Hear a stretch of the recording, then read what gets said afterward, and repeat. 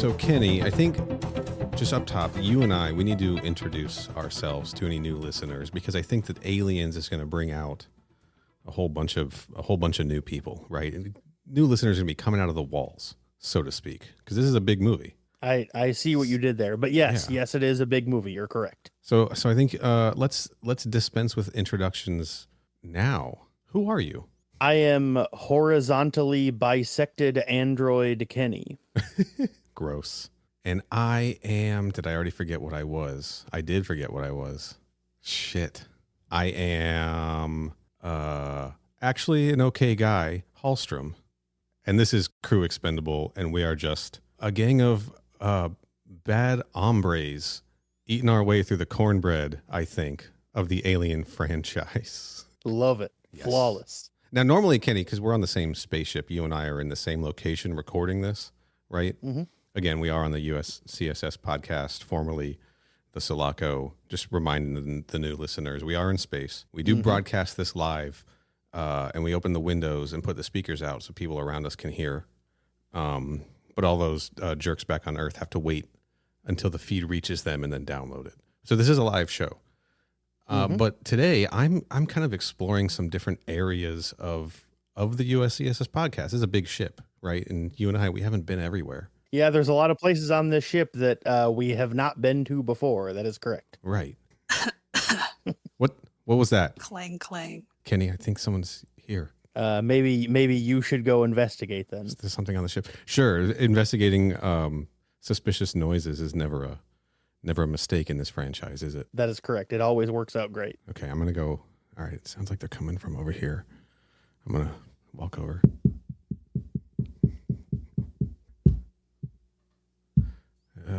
Anybody in here? Hello? What? Kenny, someone's on the ship.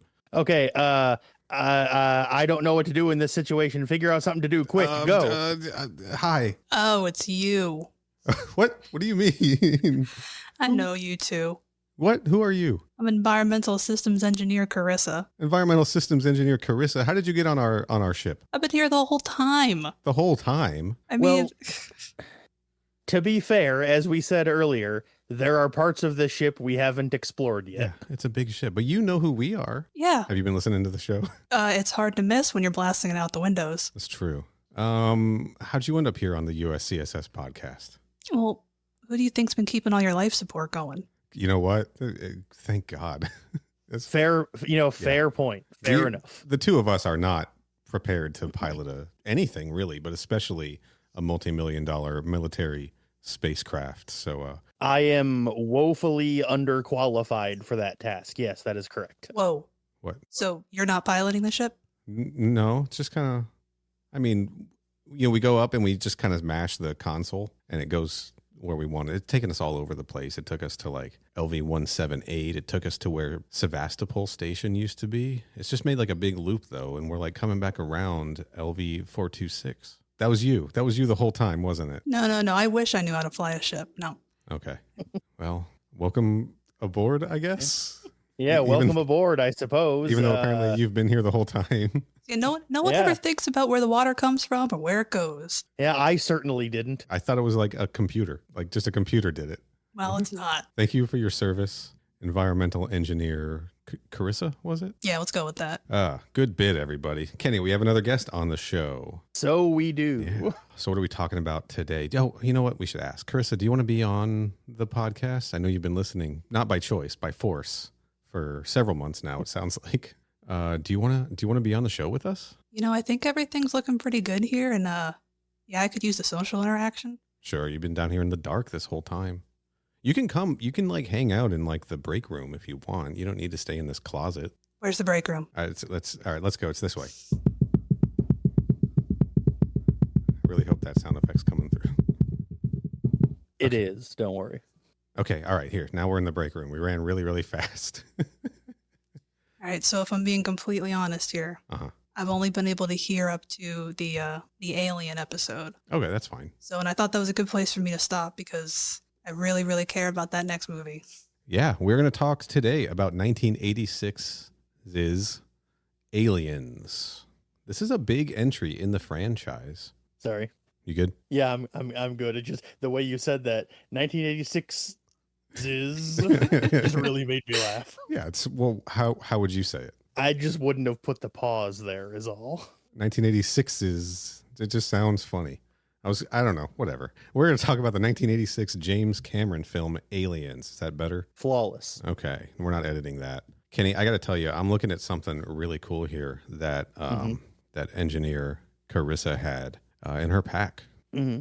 I am looking at a 1987 VHS copy of Aliens from CBS Fox Video in hi-fi stereo. Ooh, nice. Hi-fi. This is 1987. This must be like a first run, like VHS. Right? Yeah, probably. Sitting next to it is a copy of Alien from the same run, and another little movie in that box over there. Have you heard of a film called John Carpenter's Halloween by any chance? As a matter of fact, I have. Yes. Yeah, we got another VHS copy of Halloween hanging out with these two in a box. Caryssa, these movies must be pretty important to you. Yeah. So tell us about Halloween. No. I mean, absolutely. Sure. So, Caryssa, I wanted you, bits over. Caryssa, you and I have been friends for like 22 years, something like that. Ooh, I don't want to do the math. Don't make me do the hypersleep math. It's been at least 2 decades. And I feel like one of the first things we kind of bonded over was the Alien movies. That sounds very accurate. Yeah. So what was your history with the franchise? So I'm pretty sure that Aliens was the first one that I saw. Okay. Right? So definitely saw them in reverse order. Sure. Side note, because I know this is not a Predator podcast, but also saw Predator 2 before I saw Predator. You saw Predator 2 before you saw Predator. So I've been doing these franchises in reverse order. That must have been insane. I can't imagine someone's first Predator movie. That'd be like if your first Predator movie was The Predator. Oh. How weird would that be? But so the jump from Predator to Predator 2 is nuts. I feel like the jump from Alien to Aliens isn't as crazy. They still feel very thematically similar. They are very different, though. Especially, I think, especially when you do them in reverse order. Sure. Right. So you're used to that action. Right. And given that I saw both of these movies pretty young, that's why I pulled out this time machine box here, just trying to pinpoint some time period, and still wasn't able to do so. But I'm positive it's somewhere between probably ages 8 and 10. Okay, about the same for me, I think. And I was kind of in the same boat where I saw Alien up to when Kane gets busted open, right? And then got too scared to watch the rest of it. Just heard bits and pieces of the movies as my brother was watching them. And then the first one I think I saw completely was Aliens as well. And then I went back and watched Alien because I could stomach it at that point. Aliens is probably the one in the series I've watched the most. Although if I really sat down and did the math, I wouldn't be surprised to learn that I've watched Alien Resurrection more for some reason. That film's not, well, I'll leave that alone. But it's bad. It's a really terrible movie. I'll just say it. I've also revisited that one by choice. Yeah, I did too I guess it was a few months ago. Might have been Kenny right when we were starting this show. I was like, you know what? I'm going to watch Alien Resurrection. Not good. Not a good movie. It does not hold up under any form of scrutiny at all. But I watched that one a hell of a lot as a kid. I don't know why. Maybe just the action worked for me, or I thought Ron Perlman was cool, you know? Fair enough. Yeah. The kinds of things a 14-year-old would want in a movie, right? Mm-hmm. Mm-hmm. But yeah, Aliens was a big one for me. And it is a very different movie than Alien. It is definitely an action movie, not a horror suspense thriller, right? It's not Halloween in space, you know, which is basically what Alien, or Jaws in space, I guess you could also call Alien. I believe that's how the original one was pitched, if I recall. Jaws in space. Yeah, I think so. Brilliant idea. I mean, honestly, what else could they stick Jaws? You could do like Jaws, but at Mardi Gras. I was going to say Jaws at SeaWorld, but I think that's what the third one is about. Yeah, so. Jaws 3 is Jaws at SeaWorld, 100%. Yeah. Anyway, so Caryssa, what are your general opinions? I'd say, Aliens, probably top 2 in the franchise for most people. Where would you rank Aliens in the scheme of all of the Alien films? As an adult, I go back and forth, right, Sure. between Aliens and Alien, because to me, they are very different, but in great ways. Right. And actually, watching Aliens, you bring up Jaws. Uh-huh. I kind of feel looking at Aliens, it's also got a good Jaws reference because it's that increased tension throughout. Sure, yeah. Yeah, that's a good point. So like that's still there, but I'd say Aliens just inches it out a little bit, and I'm so biased. I admit it to that That's movie. fine. Yeah. Right. Because like seeing it so young, I don't know. I feel like it imprinted so much on me. Right. And it was just the go-to. So like those are the actual copies that I watched in my childhood. These VHS copies right here. Yep. Unaccompanied. Of course. Right. They were just in the closet, looked cool, and the aliens went in. Sure. And despite giving me nightmares for probably over a decade and still can to this day, just absolutely love it. Just love them. Crack open a Fresca, sit down and watch Aliens, right? Yep, that's going to bring me right back to that darkened computer room with the VHS player. Yep. Kenny, where do you rank Aliens in the scheme of the Alien movies? Well, that's a little bit of a hard one, only because I haven't seen 3 or 4 in a while. Sure. Last time I watched them was when I sat down and watched all 6 of them over the course of a weekend. Right. And that was like a couple of years ago. And I purposely have been going out of my way to not rewatch them until we get to them for the show. So I want to be as like fresh to them as I can. Okay. But, how should I phrase this? I'll just be as direct and out in the open with that about this as I can. Yeah. I don't really like Aliens that much. I'm not really that big a fan of it. I don't really enjoy watching it. Right. Because I don't have a problem with the movie as it is, however it is. But my issue with it is that it is not what I wanted out of a sequel to the original movie. Right. Because the original movie is exactly what I want out of a movie. And the second one just did not give me more of that. And so it's my issue. Yeah, my issue is not that it's a bad movie. It's that I was disappointed by it because it just wasn't what I wanted, you know? I can see that. I understand that. We've talked about that a little bit on the show. It does not feel like it's not more Alien, right? It is. It does change up, like almost shifts to a completely different genre, right? Yeah, it's a different thing altogether, which like isn't a problem on its own.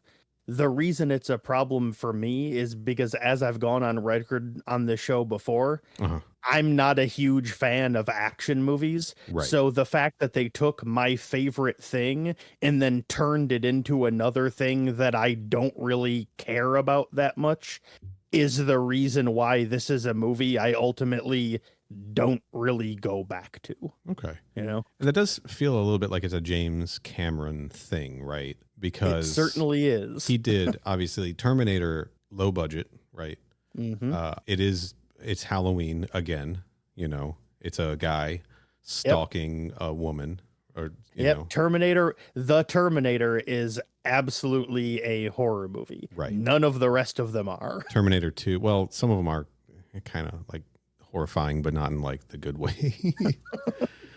Terminator 3 is pretty, just its existence is kind of, but it's definitely something, that's for sure. But then he turns Terminator 2 into much more of an action movie. I do kind of disagree with you a little bit. I think that some of those horror threads are still sewn into it. Maybe not horror, but like the suspense threads are still weaved in. The tension is still there, but it is taking a much more action-based approach to the story. I mean, I might almost argue, though, that there's a little bit more horror here that you see. Okay. Not much, right? But, and I don't know if we're going to if we get into details now, but sure. Yeah. You got something. Yeah. When they go down to the sub-level. Right. And, they actually find the people. Yeah. That's pretty horrific. Just the visual. It is. The visual of all the people, encased in the resin or whatever. Right. I always want to say webbed up, but that doesn't seem accurate. That doesn't sound as horrific. No. It's like some Spider-Man shit, but like I was going to say it that's does. what I'm thinking. It does. Yeah. The thing of it is it does sound pretty horrific to anyone who is arachnophobic. I would not want to get webbed up personally. Fair point. I know what you mean. Mean. But these aren't spider creatures. These are more like ant creatures, right? Yeah. I get that too. I think that's pretty spot on. That is definitely a tense scene, even after you've seen it 40 times, right? Just yeah. They're working their way into the installation. You're starting to encounter like the telltale signs of an alien hive. They find the bodies, the chest burster scene, all of that stuff. And then the aliens start popping out of the walls all around them. Pretty scary. I mean, it's not stalker slashery kind of stuff like the first one was. Mm-hmm.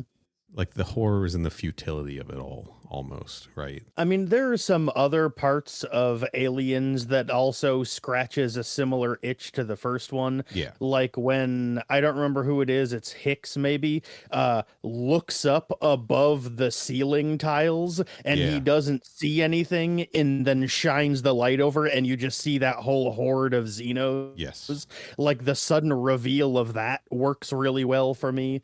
Or like any time they show a face hugger crawling around, the like mechanics they use to make it move really made it look gross and creepy, and that worked really well for me. Like I'm not saying there's nothing horror adjacent in this movie. It's just when they made this, the focus was more on making it thrilling rather than making it scary, which is ultimately just not what I wanted out of a sequel to the first one is all. That's fair. This was my favorite Alien movie for a very, very long time. It was no contest. This was at one point I considered possibly my favorite movie ever. But I think that was a point in time where I hadn't seen Jaws, for instance. And Kenny, I know you still haven't. Oh, no, you've seen it twice. That's right. Back to back, and it ruined your life. I forgot. That is correct. Yes. I saw it twice in one day when I was 8 years old, and I haven't seen it since. I'm not laughing at you. I am. It's very funny because I was extremely stupid. Why would I do that? Whatever. Why would you? It doesn't matter. Yeah. Why would you watch it a second time? That's a good point. I don't know. Okay. I don't know. I was 8. I was dumb. What? Nobody made you. To the first. Everyone out there, listen to the first episode if you want to hear more detail about that. Yeah, if you want to hear what ruined Kenny's Olympic swimming career. Oh, and that's funny because I was made to watch it. You were made to watch Jaws? Yeah, and it did mess me up. I love it. Uh-huh. Also messed me up. That's Jaws is, I think, a pretty flawless movie. It's a shame you'll never watch it again, Kenny. I probably will not. Yes, that is correct. Shame you can't appreciate it as an adult. Anyway. It's only been like the past few years. I think what happened, honestly, for me was I watched Aliens so much. And then when that 2003 quadrilogy DVD set came out, I then watched, I think, prior to that, we had a VHS copy of Aliens and I had a VCR in my room and I stole my brother's copy of Aliens, borrowed, right? He wasn't looking for it anymore. If he wanted it back, he could have had it. Mm-hmm. I think that there was a period of time in middle school when I watched Aliens once a week, maybe twice a week for like 3 or 4 months in a row. It's not even a joke. Like, I think like Thursday nights I would watch Aliens was like a routine for me. I just loved that movie as a kid. It was a great action movie. I think I like the idea that it wasn't just dudes killing other dudes, right? It was dudes killing monsters. That's like some escapist action gunplay stuff I can really get behind because you're killing monsters, and no one has a problem with that. But then when that quadrilogy set came out in 2003, that was the first time I think I saw the special edition, the extended version with the additional scenes, and then I just wore that DVD out too. I just watched that over and over again, and I just think I hit a saturation point where I was kind of like, okay, I need to go back and start reevaluating. I need to visit some of these other movies. I need to check out Alien again because I think I had ignored the original film, for a long time. Now Alien is my favorite of the franchise, but this one is second place. I'm just want everyone else to know there. I am putting this above Covenant. Okay. This is a better movie than that. So I still really like this one, but I think my tastes have kind of changed too. And I have a little bit more of an interest in the more horror aspects of the franchise versus the action ones. Mm-hmm. And part of that might be because Aliens and the stuff established in this movie influenced so much other alien media also, right? Like the Aliens versus Predators games, you play as a colonial marine, or you can in that. So you've got all the smart guns and the gear. Obviously, everyone knows I've been wearing out my copy of Fireteam Elite, you know? In fact, the three of us were playing last night. We sure were. Yeah. And, you know, Aliens DNA is all over that thing, right? Even with them bringing in, obviously, stuff from the Prometheus movies.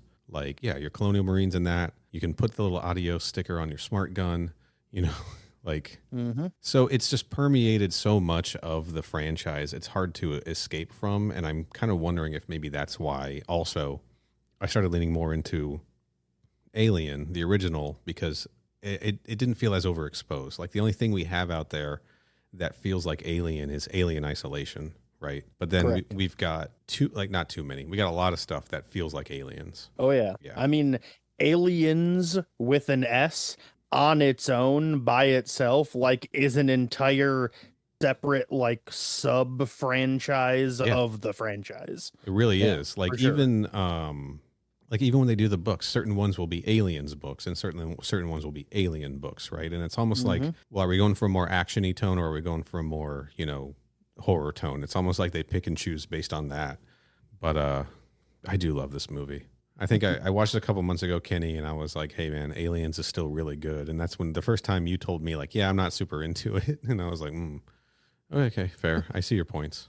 I think what you're also maybe getting at is character-wise. Yeah. So like an Alien or Alien Isolation, and that alien is a main character. Sure, yeah. Right? Where in Aliens, well, now we're pluralizing it. Right. But I think what I can appreciate about Aliens is you get stronger human characters. Yeah, something, again, that I think the stuff inspired by Aliens fails at when it tries to, like, copy that magic of that cast and the crew and everything. And those are the thoughts I kept having, too, in watching this, is it can be done. Right, it can. Just a lot of people get it wrong. No one gets it wrong worse than the movie Jason X. Hey, Kenny. Yo. Sorry, bisected android Rohrbacher. You're good. Yeah, horizontally bisected. Do you have a little plot summary for us of the movie? I mean, I think if people are listening to this, they know the movie Aliens, right? They do, but to answer your question, yes, I do have one. All right, why don't you hit us with this little plot summary, just so there's no confusion on what movie we're talking about. Finally rescued after 57 years in stasis, Ripley is effectively blackmailed into going back to LV-426, now an inhabited colony, as a field advisor after Weyland-Yutani loses contact with them. Several dead Marines and one wiped-out colony later, Ripley forklifts an alien to death. Accurate. Yeah. That's it. That's Aliens right there. Whole bunch of aliens in this one. There sure are. Where should we start? Well, you know, Caryssa, you brought up the characters. Do we want to start there? I think that's a good setup. Yeah, let's run through the cast. Okay, so obviously we've got Sigourney Weaver back as Ellen Ripley. I don't think you'd have a movie without her. No. To the point where, from what I understand, when Walter Hill was talking to James Cameron and they asked him to write a treatment for this movie, they told him that Sigourney Weaver had already signed on. So he goes home, James Cameron goes home, writes the treatment. He adapts a treatment he was already working on for a different sci-fi script into the Aliens universe. I believe that movie was called Mother, according to the audio commentary. Right. And then he's like, I write this, I give them the treatment. They love it. I write this script. They love it. All the pieces are in place. But I didn't know that Sigourney Weaver hadn't signed on to do the movie yet. So she got a big fat payday from that one. She got $1 million to do this movie. And I guess it was big numbers at the time. And he thinks, I don't know that this is true, but he thinks that she might have been the first woman to get paid $1 million to be in the lead of a movie. Hell yeah. Pretty cool. Because there really couldn't be an Aliens. Like, what are they going to do? Recast her? Right? You can't recast her. Or just different movie. Just action all the way. No Ripley. Yeah. I think the movie needs her, though. Then, of course, we've got James Remar as Corporal Hicks. Wait, no, sorry. James Remar was Corporal Hicks and was fired from the production and replaced with Michael Biehn. Is that how you say his last name? I don't know. Biehn. I am going by Some movie he was in might have been Tombstone. That was the one he was in, right? He was in Tombstone. Yeah, and I feel like the trailer was like, or maybe it was The Rock, and the trailer was like, and Michael Biehn in The Rock or something like that, right? On Wikipedia, it says his last name is pronounced Bean. All right, Michael Biehn as Corporal Hicks. Famously took over the role of Hicks after filming had already started on the movie, because I guess James Remar and James Cameron were just button heads. Can't have too many Jameses on a set, I guess. I was just going to say, has anyone seen what that looked like? Anything from James Remar? So my understanding is in the scene when they've landed on LV-426, when they're going into Hadley's Hope, some of those shots, James Remar is in them, because that was some of the earliest stuff that they filmed, I believe. Yeah, I think it was a lot of like wide shots or shots of him from the back, so you couldn't tell it wasn't him or whatever. But I think there's a couple where you can see his face, like the part where he's like leaned up on the wall before they enter the complex. You know, he's kind of half crouched with his back up against the wall. I feel like for a split second you can tell that's not him. I don't know. I've never been able to identify the footage because I did watch this on my 2003 DVD. So, and then Caryssa, you famously only seen this VHS copy, and it's even harder to tell on that. Oh yeah, it's just grainy as all. Michael Biehn is Timothy Olyphant owes Michael Biehn like credit for his whole career. I'm just gonna say it, right? Like I can't, like once I made the realization that like I just can't unsee it. I'm like, God, they have the same energy, right? I mean, I'm gonna have to agree with you on that one. Right. Yeah. And this guy had a hell of a run. Like I said, he was obviously Kyle Reese in The Terminator. That's how he got hooked up with James Cameron in the first place. He's worked with Cameron so often. He was in The Abyss, right? And he worked on The Rock. He was in Navy SEALs, right? Like you said, he was in Tombstone. He was in The Rock. Those are the only things that I can think of off the... Yeah, he was in Navy SEAls. Sure. I can't think of anything else, but I know he's been in a whole bunch of other stuff, you know? Planet Terror. He was in, I think, Terminator 2 in a deleted scene. They brought him back to play Kyle Reese in one of Sarah Connor's dreams. I gotcha. You can see that in the extended version of Terminator 2. And he reprised the voice of Hicks in the Aliens Colonial Marines game that nobody likes because it was it's shipped out with a major bug in it to make the game virtually unplayable. Cool. You'll love to see like that. I don't know. Oh, dude was he was Ian in The Walking Dead. What season was that? I don't know. This year, I guess. 2022. Sure. And, dude, he was in The Mandalorian. I don't think I remember that either. Chapter 13, The Jedi. That would have been final episode of, I don't know how long those seasons are. Yeah, neither do I. Yeah. I watched it all. It all blends together. I can pull out Colonial Marines if you want to do that. We can play the game. Yeah, let's just play the game instead.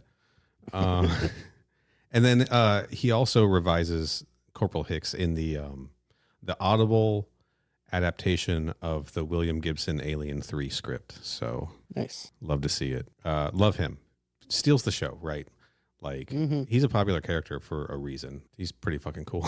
I think there's one more character that steals the show more than he does, though. I guess. Yeah, I guess. You're talking, of course, about Paul Reiser as Carter Burke, aren't you? Oh, yeah. Absolutely. Comic genius in that movie. I think okay, so if I've learned anything about Paul Reiser over the years, he's done, like, he was in Stranger Things, right? Mm-hmm. I haven't seen all of that, but I know he was in that. But he was in this great Amazon series called Red Oaks, like a drama about a kid at a country club. And he was like he's some like rich douchebag or whatever. He's a really, really strong dramatic actor also. Like in the 80s, I think he was only known for his stand-up and comedy and everything. So it was like really weird. We're like, what? The Mad About You guys and Aliens? Like that just feels weird. I think he played the role of like the smarmy corporate guy pretty fucking well, personally. Nope, I agree. Yeah, I like him. I think he's good. And I think like watching it this time, like watching The Turn, just seeing how he's like really acting like he's on Ripley's side when she's on Gateway Station and getting, interviewed by the Weyland-Yutani suits and everything. Like you do kind of trust him, right? For a while anyway. Yeah, because he plays the role so well. So it's what you expect from someone coming from the company. Right. Because as soon as money enters the picture, suddenly he's like, hey, this place is worth millions of dollars. We can't just blow it up. But obviously he's got his ulterior motives. Carrie Henn as Newt, everybody's favorite character. I'm going to ask you both. Do you find Newt annoying? No. Yeah, no. Again, I'm biased, so I actually think her role in that movie and her part in that movie, and it's such a large role. I mean, as a kid, watching a kid's movie. Right, exactly. I don't find her annoying either, but apparently people out there find the character annoying. Those people are what we call dorks. Is there a reason? I just think they don't like kids. I don't know. Same reason people hate Ewoks, I think. I mean, it's a good point. If I was an adult now watching a horror action movie, and I'd be like, might question the choice of a child, but well, I mean, it's tough when you've got like if you have a main character that's a child in a movie, that kid better be really, really good, because it's so easy for that to go bad. You know, if kids don't understand the weight of the situation or whatever. I think she does a fantastic job in this, and I don't know. I think she's a kid in the movie, right? Mm-hmm. So like she's terrified, she's dramatic, but she's also funny. You know?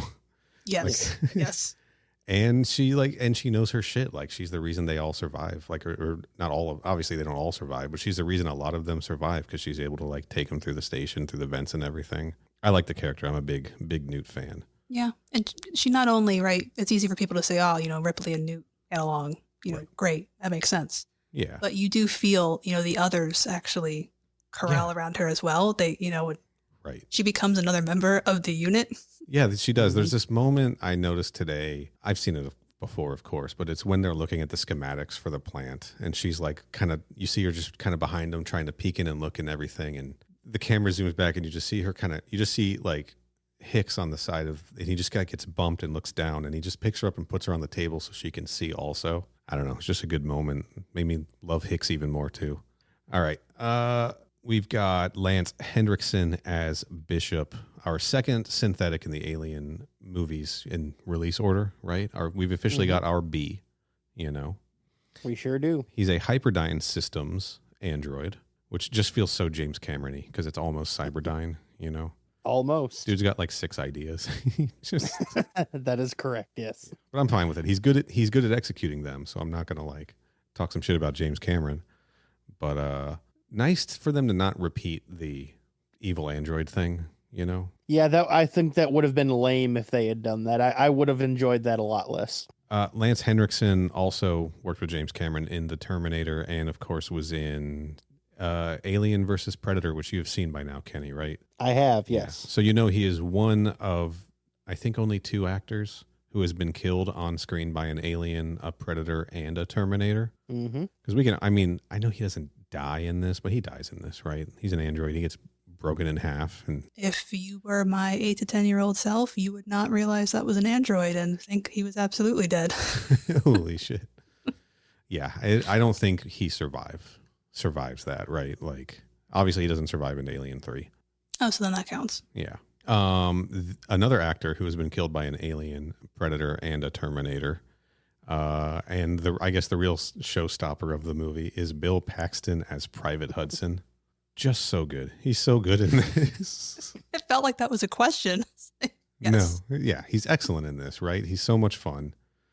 His character's so interesting because he goes from like just super hyped up, badass, we're going to get it on, motherfuckers, right? To then like sheer terror, can't keep it together, to then like really pulling it together to like help get everyone out at the end. Like, great character arc for him, good journey, and genuinely a lot of fun to watch. Just a lot of fun. What do you think about Bill Paxton in this, Kenny? I think he's really fun. I'll admit at first, like when I watched this movie again a couple of weeks ago for the first time in a while, at first I did think he was kind of annoying because I was like, come on, man, we all know why we're here.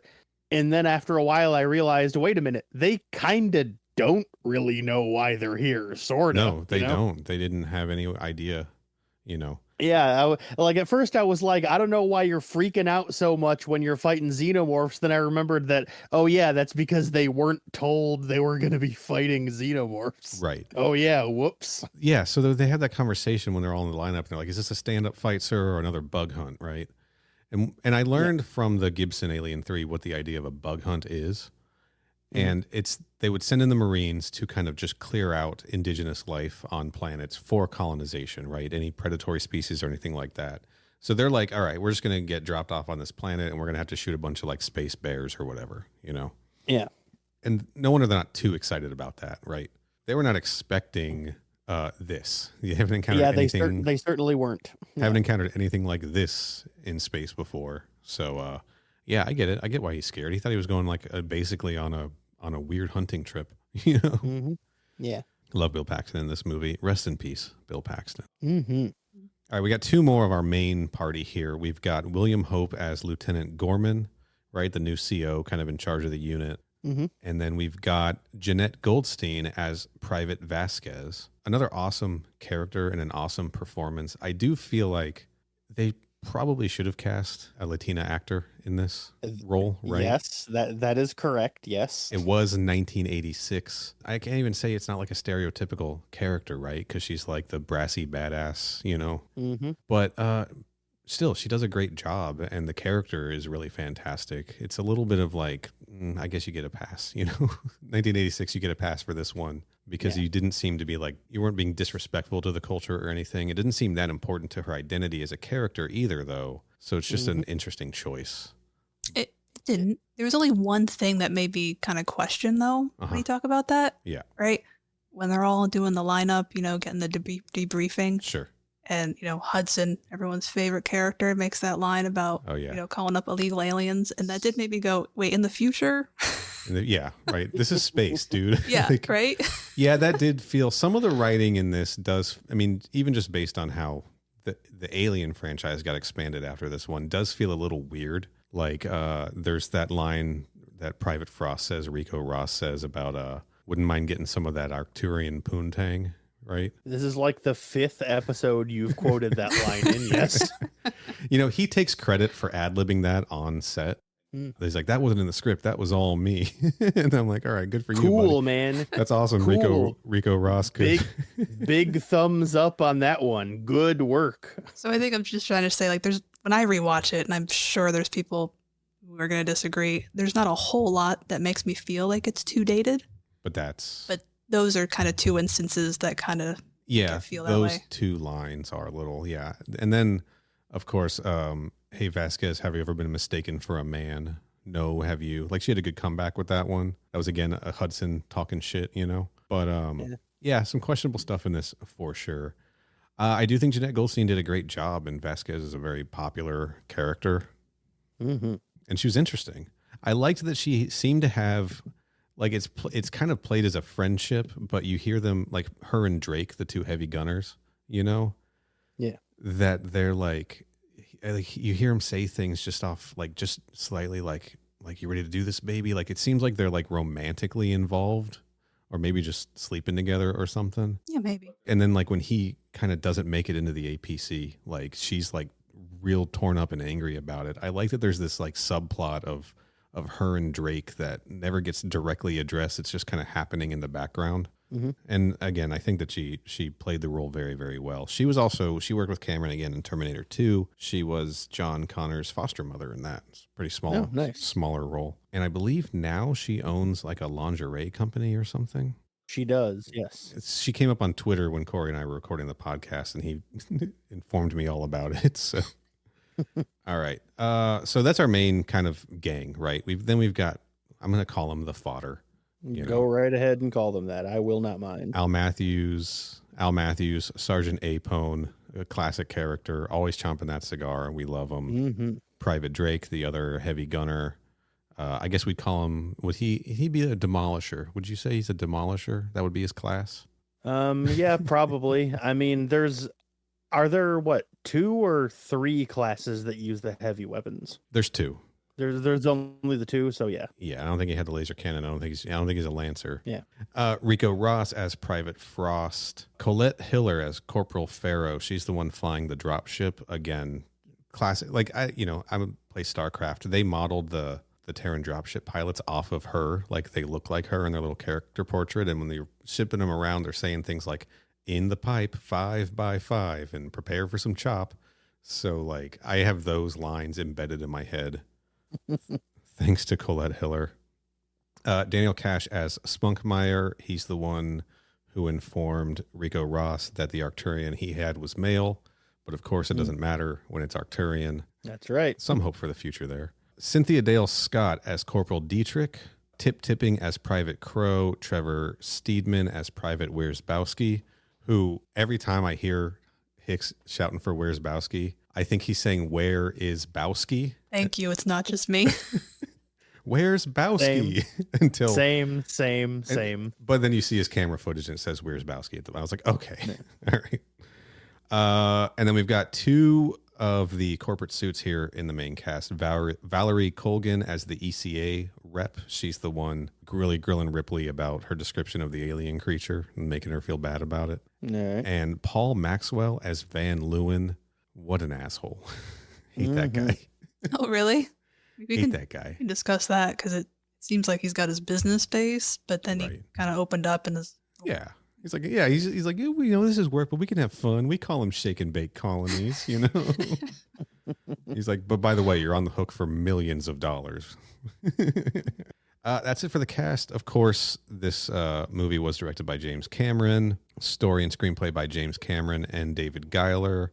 And Walter Hill gets a writing credit on this as well, probably because of his involvement in Alien, and then, of course, based on characters. Created by H.R. Giger, Dan O'Bannon, etc.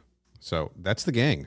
It sure is. Sorry, I got a dog attacking me. Also, speaking of animals, though, there's the cat makes a comeback. Oh, sure, of course, Jones. That's right. Real name Jones, not Jonesy. What a surprise to learn that. Do you think it was the same cat? Yeah, see, when I first watched it, I always thought the cat's name was Shithead, so. All right, so that's our setup here. We got the badass Space Marines. We got Ripley going in as a consultant because she has been promised a second chance to go back to work for Weyland-Yutani as a flight officer. And I don't know. I don't think that that's the motivation that she chooses, like why she decides to go back. Obviously, she goes back because she just wants to help get this over with, right? She wants to know the truth, and she wants proof that it happened, and she wants to wipe out the aliens more than she wants her job as a flight officer back, right? Yeah, they basically said that they would like wipe out her debt and like reinstate her as an officer if she decided to do it. And she was like, no, I don't want to. But then she calls up Burke and she's like, look, I need you to tell me right now to my fucking face that if we go down there, the purpose of going there is to kill all of them. And only after Burke goes, yeah, that's the plan, does she finally change her mind and agree to do it. So she's going down there because she wants to kill them. She couldn't care less what offers Weyland-Yutani gives her. She decides to go there because she's like, they all need to die. Yeah, she got her priorities right. She'll work those docks. She'll drive those loaders for a living if she needs to, you know? See, I took it as being a little more nuanced. I agree. And I also, looking into it more to the way, Burke's attacking it, and he starts up high, and then he kind of goes like, oh, well, your economic, state, and he's like, oh, and your mental state, right? He's kind of hitting it on all levels. He's really picking her apart, trying to get her to agree to this. Yeah. And so I think some things that I'm sure you guys will bring up before, I think help enforce that decision and that driver being the colonists, and thinking about this happening to other people. Right. Because there's the deleted scene that made it back into the extended where she learns that her daughter's passed away. Then there's the other deleted scene that I always think is in the extended edition where she actually has the conversation with Amanda, and Amanda's like, fuck you, you abandoned me, which I'm so glad they cut out of the movie, both versions of the movie. So like she doesn't want what happened to her to happen to anybody else. And now she's afraid that it actually did. So I think that Burke does a good job of trying to like dismantle her second shot at life, better job. I've read your psych evaluations, et cetera, et cetera. But I do think the deciding factor for her is we got to make sure that what happened to me doesn't happen to anybody else. What happened to this crew of the Nostromo and what probably happened to these colonists doesn't happen to anyone else. And then she's going to find a new daughter in the process. She's going to someone to replace the daughter she lost all those years ago. That's right. That's right. So speaking of her conversation with Burke, I got to talk about these video phones. What a wild, the technology in this movie in general. Like, I think this could segue into a better conversation about like the overall vibe, the settings and environments of the movie. Right. But I want to start here on Gateway Station where they're rocking some pretty top of the line 1980s technology, aren't they? They sure are. So no cell phones in this world, right? You have a terminal built into your apartment just for video calls that someone has to give you a business card that you then insert in, and it automatically connects you with video with the other person. Because Burke was just in bed, like asleep. He's shirtless. Like, who knows what could have been going on when she called? You know, he could have had a friend over.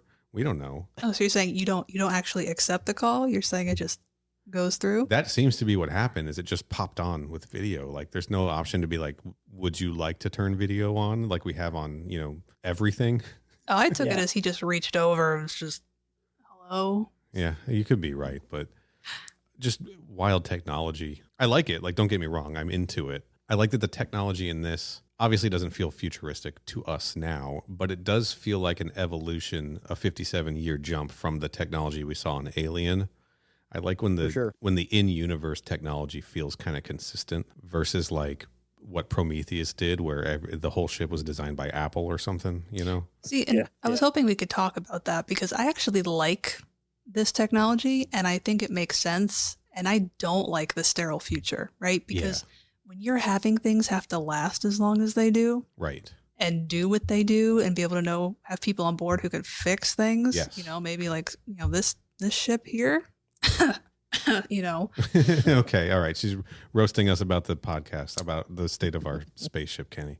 But it seems like that kind of technology is what you associate with as being long lasting and robust. Yes. That's a really, really interesting, that's a good point. Yeah, they're not, you know, our tech these days, everything's built to be disposable, right?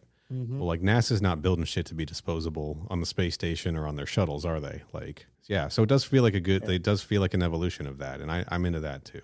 You don't want to be like, I don't know, wake up after hypersleep for 200 days and be like, shit, I forgot my phone charger, you know? Or, you know, this touch screen doesn't work anymore. Right. Yeah. Is there a U-break iFixit on the, on LV 223? We can stop by it real quick no, that's a good point. So, and she is, I can't tell.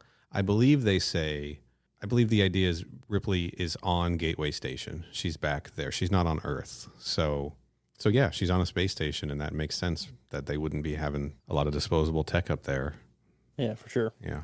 I thought it was also interesting, that card, right? Because I too wondered, like, is that a business card? What is that? Right. And like that the unit itself has a front-loading logic card slot. Okay. Front-loading logic card. Right? Sure. That's what that was, and they just make them as business cards as well? I'm assuming, but I also, I had to take a note of this because I was curious, right? Like, you know, Carter Burke, what's his role? Uh-huh. Oh, right? You have his official role at Weyland-Yutani? At least what was on that logic card, yeah. So it just has him as Carter Burke, Special Projects Director, Special Services Division. Okay. It's usually when you hear special projects. Yeah, that's weapons. That's sus. For sure. It's definitely sus. Yeah. And it's also nice that he's working under the Weyland-Yutani Space, in parentheses, Corps. Not sure what that means. The Space Corps. I don't know. Yeah, really should have known better as soon as she saw that business card. Special projects. Okay. Yeah, for sure. This is probably his dad, because, you know, Carter Burke got this job through nepotism, right? His dad is probably the one who sent the Nostromo to LV-426 in the first place. We're making it canon here. Outside of the little tech like that, again, I love the look of the Sulaco, right? For sure. It feels very military. It's a very different ship than the Nostromo is, but it still feels like it lives in the same universe, right? I actually had a specific note about how the first time when we see, like, you know, just the panning shot out in space of the Sulaco flying by, after it flew by far enough that we could like get a good view of like what it looks like in general, I realized it looked like it has a similar profile to the big guns that Cable uses in the early 90s X-Men comics. Yes, it does. Like, it has the massive giant barrel that's really high but really thin, and then it even has like the control bar on the bottom that's like where, like, you know, the grip would be on the gun. It basically looks like a big cable gun with a bunch of spikes sticking out of the end of the barrel. And I was like, what are the chances that the military ship looks like a big gun? It's got like 47 knives on the front, right? Yeah. I guess for ramming other ships, right? I guess. It is I guess. The USS Sulaco. Again, this is our next Joseph Conrad. Joseph Conrad. I thought I said comrade for a second there. This is another Joseph Conrad reference. Sulaco is a town in the book Nostromo. Oh, nice. Yeah. So that's 2. And then what was it? The Endeavor? Not the Endeavor. What was the ship in Isolation? It was the Torrens. The Torrens was a ship that Joseph Conrad actually served on. So we've gotten 3 Joseph Conrad references. It is the USS Sulaco. I don't have a model number for the ship. That's fine. But it does have, the utility drop ships are called Cheyennes. That's fun. Oh, that's cool. Okay, it is a Conestoga class light assault carrier. I feel like if you're sending Space Marines in to fight aliens, you don't send a light assault craft. You send a heavy assault craft, right? Excellent point. Yes. Yeah, there's a bigger one of these out there somewhere. Maybe it's the same, just scaled up ones, They did feel like, I mean, maybe if they were going after one alien. Right. But they haven't even encountered aliens at all, Yeah. So like all of their gear seems pretty useless in a fight against aliens. Right? In a confined space. Yeah. In a confined space. They got like exposed arms, like just exposed flesh, They've got they got some pretty powerful rifles there, but they are just rifles at the end of the day. They got their sidearms. That's one thing that doesn't fully track for me. Like, it makes sense in this movie because they don't know what they're encountering and they've never encountered anything like this before. But what doesn't track so well for me is why we don't then see the Marines, who are constantly fighting xenomorphs from this point on in the Alien franchise, step up their gear more, right? Sure. Like, we just don't see it. They still look like these people. They still look like these, like in Aliens versus Predator, you're still dressed like Hudson, Yeah. And using the same weapons and stuff. I don't know. I like it though. Yeah. Like, it's cool. I love all the gear in this. I love that the cast got to like paint their own armor, personalize their own armor and everything. I love Hicks's little like padlock on a chain that he wears. That's fucking cool. I don't know. I just like the style in this movie. I think it works really well for me. What do you think, Kenny? I read a thing saying that everyone except Hicks got to design their own flair for their costumes. Right. Hicks couldn't do it because he joined the cast late, so he just had to use the stuff that James Remar did when he was still in the role. But like everyone else got to design and come up with their own stuff. So like all the stuff like that you see in the movie, that was all done by the actors that played that character. It was very fun. So credit to James Remar for that padlock. Yeah. I am honestly, so here, I like James Remar as an actor. Me too. I've liked him in like everything I've seen him in. Sure, he's our third best Raiden behind. I'll give you a second to let you think of the names. Well, I'm trying to decide what order I want to put them in.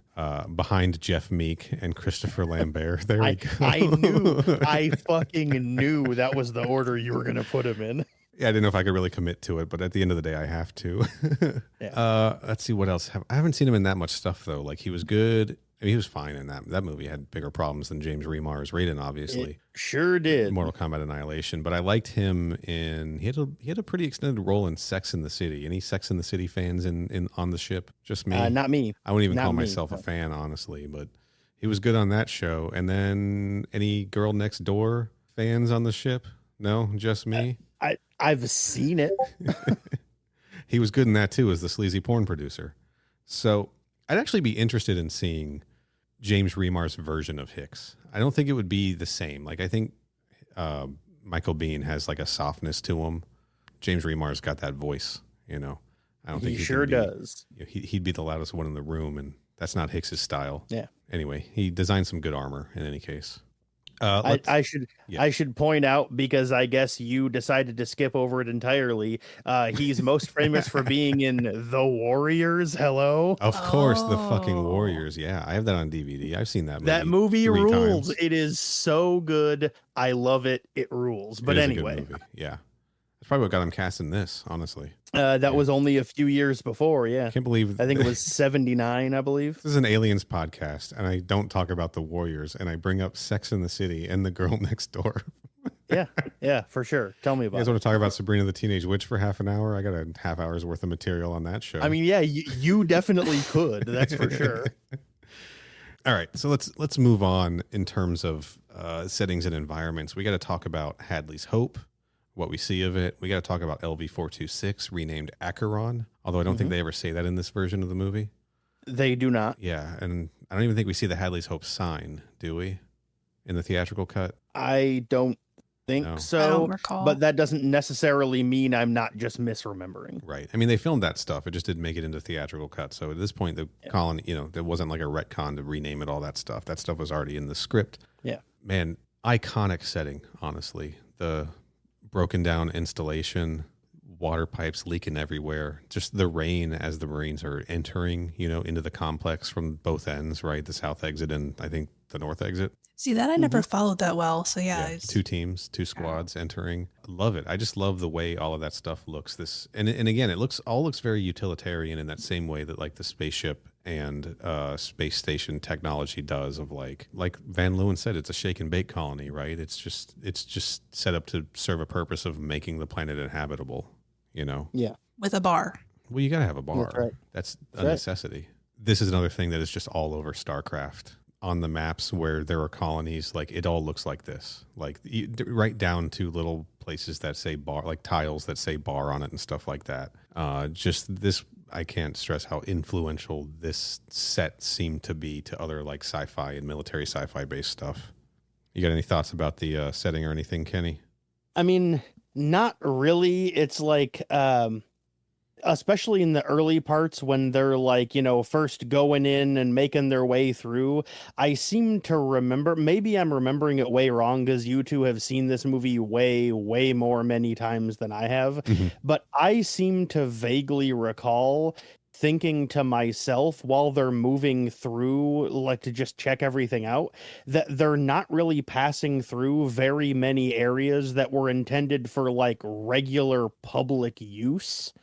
Right. And so I seem to remember thinking that most of the places they went through just kind of look not the same, but they all kind of have the same vibe of just like industrial and shooting steam and exposed pipes, and everything they went to just kind of felt similar to every other place that they went to. And so it all just kind of registered in my brain as just kind of, they were just like, in like the like metaphorically, like the wings of the theater, or like the rooms in the hospital that like patients aren't allowed to go in, like, the places where only workers would be, and so they're not really designed in a way to like look nice or inviting. Everything just kind of utilitarian, and so because all of the places that they went to just kind of looked like that, they all just kind of ran together to me while I was watching it. Sure. But like, again, that might be a factor of me not having seen it as many times as you guys have. I think kind of like what I was saying about StarCraft, I think part of it is the setting. It kind of set a standard. I feel like it didn't feel that generic to me. I mean, they definitely reused a couple of the hallways a couple of times, but like when they're in like the, they're holed up and they can see the atmosphere processor, and like when they're kind of like welding themselves into that room to keep themselves safe, there's not a whole lot of areas we see, but this different places feel pretty specifically different to me. Like when they're going into the atmosphere processor and they're passing all of those boilers and stuff, that doesn't look like the main installation of the colony. When they're in that control room, it doesn't look like it either. I think that it became generic after the movie came out, that a lot of stuff kind of copied that set design and that style. And it is something that also, again, shows up. I mean, how much Fireteam Elite have we been playing? When you're running through the Katanga, it looks just like that, but they're speaking the language, Yeah. I love the little bit of trivia that the grating on the floor is the same grating that was the Nostromo flooring. They were looking for floor grating, so they went to a local design manufacturing shop, and this place just had a pile of old flooring grating sitting in the back that had been torn down from the Nostromo set from Alien. So it's like literally the same floor as the Nostromo. Maybe that's why it felt generic to you, because you've already seen it in a different movie. But it could maybe. be. Yeah. And I think there's some trivia here. I could be wrong, but the Axis chemical plant in Batman is the same set as the atmospheric processing plant. Is that correct? That's what I've heard, and I was trying to definitely make that connection watching it this time. Yeah. And I feel like I could kind of see that, right? Yeah. Yeah. So we're watching Batman next week, everybody. It counts. It takes place in LV-426. Now there's a twist, baby. I wonder if you can build that theory that movie happened on this planet. No. Probably not. Yeah. I don't think it can be done, no. No, I don't think so. All right. I'll give up before I even start. Nice try, though. Also, they filmed this at Pinewood Studios. That's the James Bond studio. It sure is. Yeah, I knew I recognized that name from somewhere. Yeah. Yeah. So this is also the first movie where we really get to see the alien nests, right? I mean, I know there was the cocoon scene, the egg morphing scene from Alien, but Which was cut. But that was cut from the theatrical cut. So this is the first time we're seeing alien like environments, right? Right. Yeah. And boy, is that creepy. Yes. You know, Yeah. I like the way that the movie kind of unfolds their existence too. I mean, we're like a full hour in, I think, before aliens even start popping up, something like that. And it's a pretty long movie.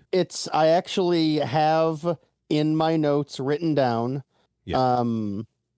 The first alien, you are correct, shows up an hour into the movie, although I believe before that is the scene where they find like the face huggers held in stasis tubes in a lab. Fair point. That's before that. But like the first time they see like an alien like crawling around like antagonistic towards them. Yeah. It literally is about an hour into the movie. Yes. Okay. So and just like in the first one, it's also a chest burster. So Kenny, we got something we got to unpack here real quick. Caryssa, we've recorded an episode on a comic book called Newt's Tale, which is kind of the story of aliens from Newt's perspective. Okay. That's not out yet, but it's not canon anymore, certainly. But it sort of shows things unfolding on LV-426, pulls a lot of the special edition footage in. But how did they get these face huggers alive to lock up in these tubes and study? Because they go and they have 2 dead and 1 alive, right? Did they say they were able to extract that before impregnation or something like that? That's actually, again, something else that I noticed in my notes. Yeah.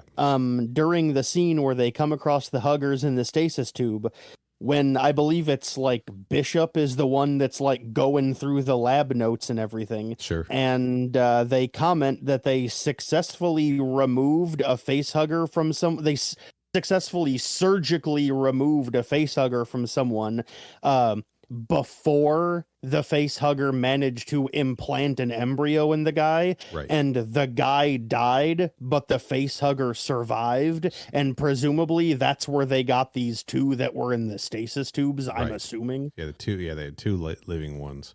So when we saw that team come back in, all of them with face huggers, presumably they were able to remove 2 of those and start studying them before they all started hatching, because we saw one hatch immediately in that scene in the comic book. So like, I'm just wondering, happened right away.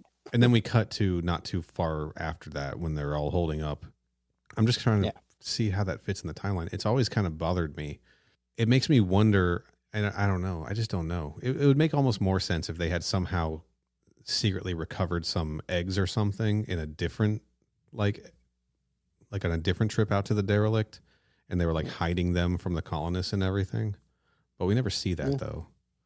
So. I mean, we have no reason to believe that's what happened. I mean, it's like I operated under the assumption that these face huggers in these tubes came from like early colonists that got impregnated by one, or I suppose didn't get impregnated by one because like a week later they're still alive. Yeah. But, you know. Got their whole face cut off trying to remove this thing, probably. Yeah, presumably, yeah. What if they were like, okay, I know what to do. I know how to get this off of him without it dying. We cut his whole head off. Maybe. That's some Wayland. That's some Ash shit. Ash would do that. That is absolutely something Wayland. I would not put that past them to do that. No. Let's find out how far that tube is going down, and then cut him off right underneath that. Cut him in half. So right. Technically, he was not impregnated. Bisect him horizontally. Yeah, he was just murdered. Yeah. I don't know. It's just I like the mystery of the movie because when they walk in and they see these acid, holes burn through with acid, right? Mm-hmm. And we know what that's about because we've seen Alien. Mm-hmm. Ripley knows what that's about. The rest of them don't. They get into this lab. They find these deceased face huggers and these live ones in the tube. I like the idea that, like, man, maybe like they were running experiments on these things. Like it gives the impression of like more of a Weyland-Yutani interest in this colony for this purpose, like a secret research division or something. Yeah. And the stories we've all heard is like, nope, it wasn't that. Colonists just found these things and they all got overrun. I don't know. I feel like there's something more there that could be explored. Right. Well, that's a question I had for the longest time is why did this happen now? Right. Right. And so it took me quite a few viewings to put it together to say that because Ripley came back and because Ripley told them the story about what happened to her. It corroborated. Well, and Burke heard it. Yeah. Because I also never understood too, like in the beginning, why she was so mad at Burke, for the first reason, because she found out that he was the one that told the colonists. Right. And they mentioned that it's real easy to miss in the movie, right? Yes. That he told them to go out there. Right. So then that's why these events unfolded. And then I always spend so much time trying to figure out that time frame. Right. So even in this movie, she tells them that just one alien took out her crew in 24 hours. Yeah. Right. So we know that cycles real fast. Mm-hmm. But then trying to figure out, okay, well, how much time has gone past since the colonists found the first alien? Right. And now the Marines are here. Because Ripley's had time to get a haircut. She's had time to get a job. She's had time to like just hold a cigarette that's slowly burning with just the longest ash I've ever seen. Yeah. I love that. I don't know why I love that scene though. I'm so into Ripley in this movie. I just need to say that. I think she's like, when you think Ripley, I think of this movie, right? Mm-hmm. She's great in Alien, but like this one brings her character up just like a lot.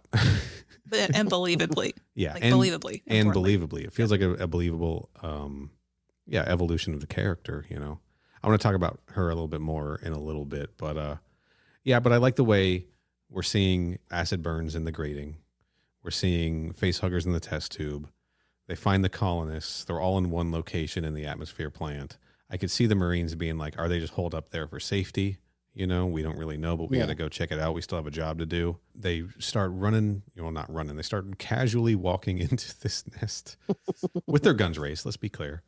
And you just like slowly start seeing the environment change into like the cocoons and like the weird like resin. It looks like organs almost, I guess. Yeah. Right. Yeah, like spines. Yeah, but it feels like it has like the consistency of like the roof of your mouth. Yeah. Yeah, for sure. Very uncomfortable to think about.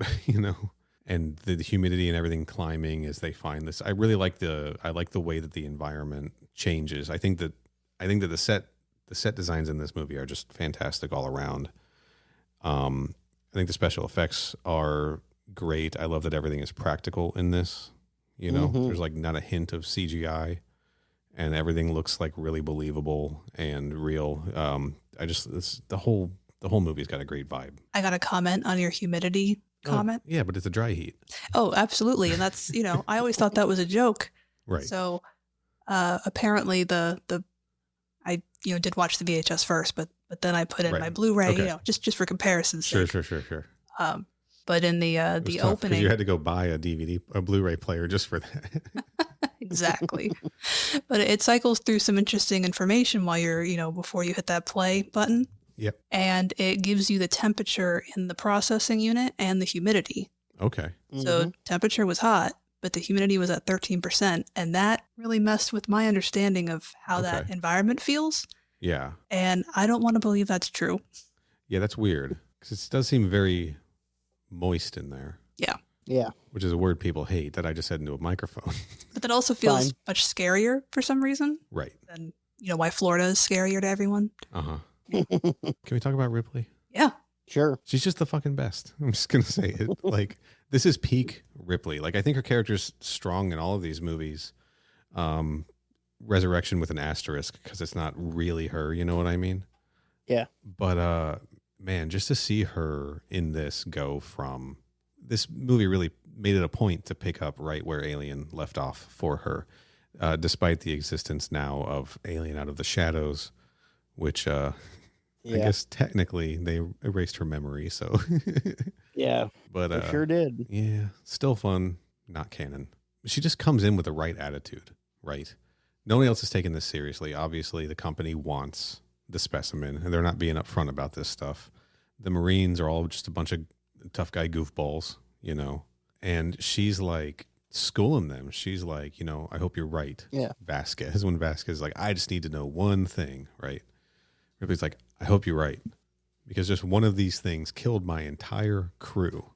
Like, she like really lays it down for them. And just like the fact that like when Van Leeuwen was grilling her on this, she's like, why don't you go check out the planet, see it for yourself? Yeah. And no one's taking her seriously. And then when the shit hits the fan, suddenly everyone's taking her seriously, right? Mm-hmm. And she's not doing the I told you so stuff either. She's just like, okay, great. We're all on the same page now, except for you, Carter. We got to take off and nuke the entire site from orbit. It's the only way to be sure. And it's the best plan that they have. Yes. Right? Yeah. And there's fucking Paul Reiser like, whoa, hold on. This place costs money. As if they can't fucking pay for it, right? As if that never even occurred to them. It was like, oh, wait a minute. Right. Somebody had to pay to build this place. Oh, wait, never mind then. Don't worry. Like, come on, dude. Yeah. You think you're getting your atmosphere processor back? Like he saw what happened in there. He saw all of the colonists tied up, the whole thing filled with aliens. And he's like, whoa, wait. I mean, obviously it's because he wants one, right? But he's like, but the money. Yeah, it's like, yeah, come on, man. That processor has a queen in it. You're not getting the deposit back on that bad boy. No way. A dollar value attached to it. Yeah. a significant dollar value attached to it. And we are going to lose our pet deposit because of the... And just her response to that, like, they can bill me. Love it. Right? Yeah. Jesus Christ. And then she like sidesteps him. She's like... pretty sure Corporal Hicks is in charge now because this mission is under military jurisdiction, and he's so like, yeah, like he's like, God damn it, this is on me. Yeah. Oh, see, I took it as him like playing back with the like, oh, I just recognized I get to call the shot here. He seemed up, like kind of like, I didn't sign up for this, but yeah, I gotta, it's my job, you know. And just for him to immediately side with her, like the chemistry between the two of them is like chef's kiss in this movie between her and Hicks. They're like on the same wavelength of like, we got a fucking job to do. We want to save lives in the process, but we have to do what we have to do.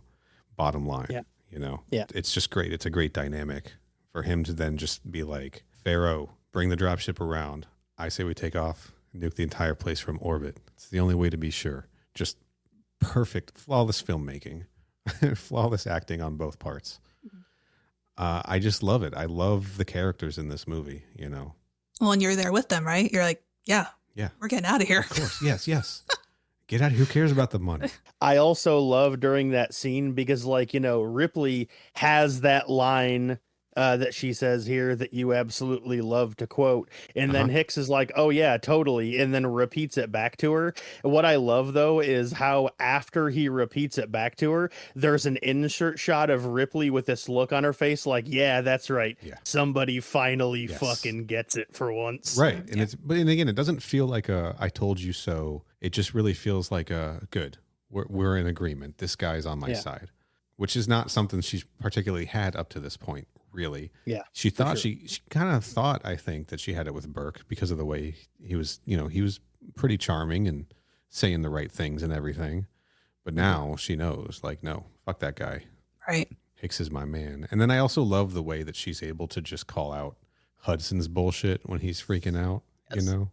Yeah. But yeah, I also love his line when they're having this discussion too. Right. His response to Burke is just, you know. All of his, he's got so many great lines when he's like, 17 days, we're not going to last 17 hours. You know? Just his delivery, of course, everyone's favorite. Game over, man. Game over. Just all of his lines are great. I think every single one, is quotable. Yes. When he's losing his shit and Ripley's like, this little girl survived here longer than that. with no training. And he just goes, why don't you put her in charge? The way he says it too, I love like it. He's just like, he almost means it. Like he's so like checked out, like we'd be better off. Like who cares? It doesn't matter. You know? But still, yeah, he comes back, right? And they pull him back. They pull him back, and like Hicks pulls him back, him and Vasquez, when he gives him like, look, we're all strung out, but we need you, you know. And even Ripley in that point is like, we need you. And then Hicks also it's like they're like mom and dad, Hicks and Ripley, you know. Ripley's like being tough on him, like, we're sick of your shit, get over it. And then Hicks is like, look, I know it's hard, man, but come on, stay frosty. We need you in this fight, right? And like it gets into him, like it snaps him out of it, and he's ready to like be a team player again.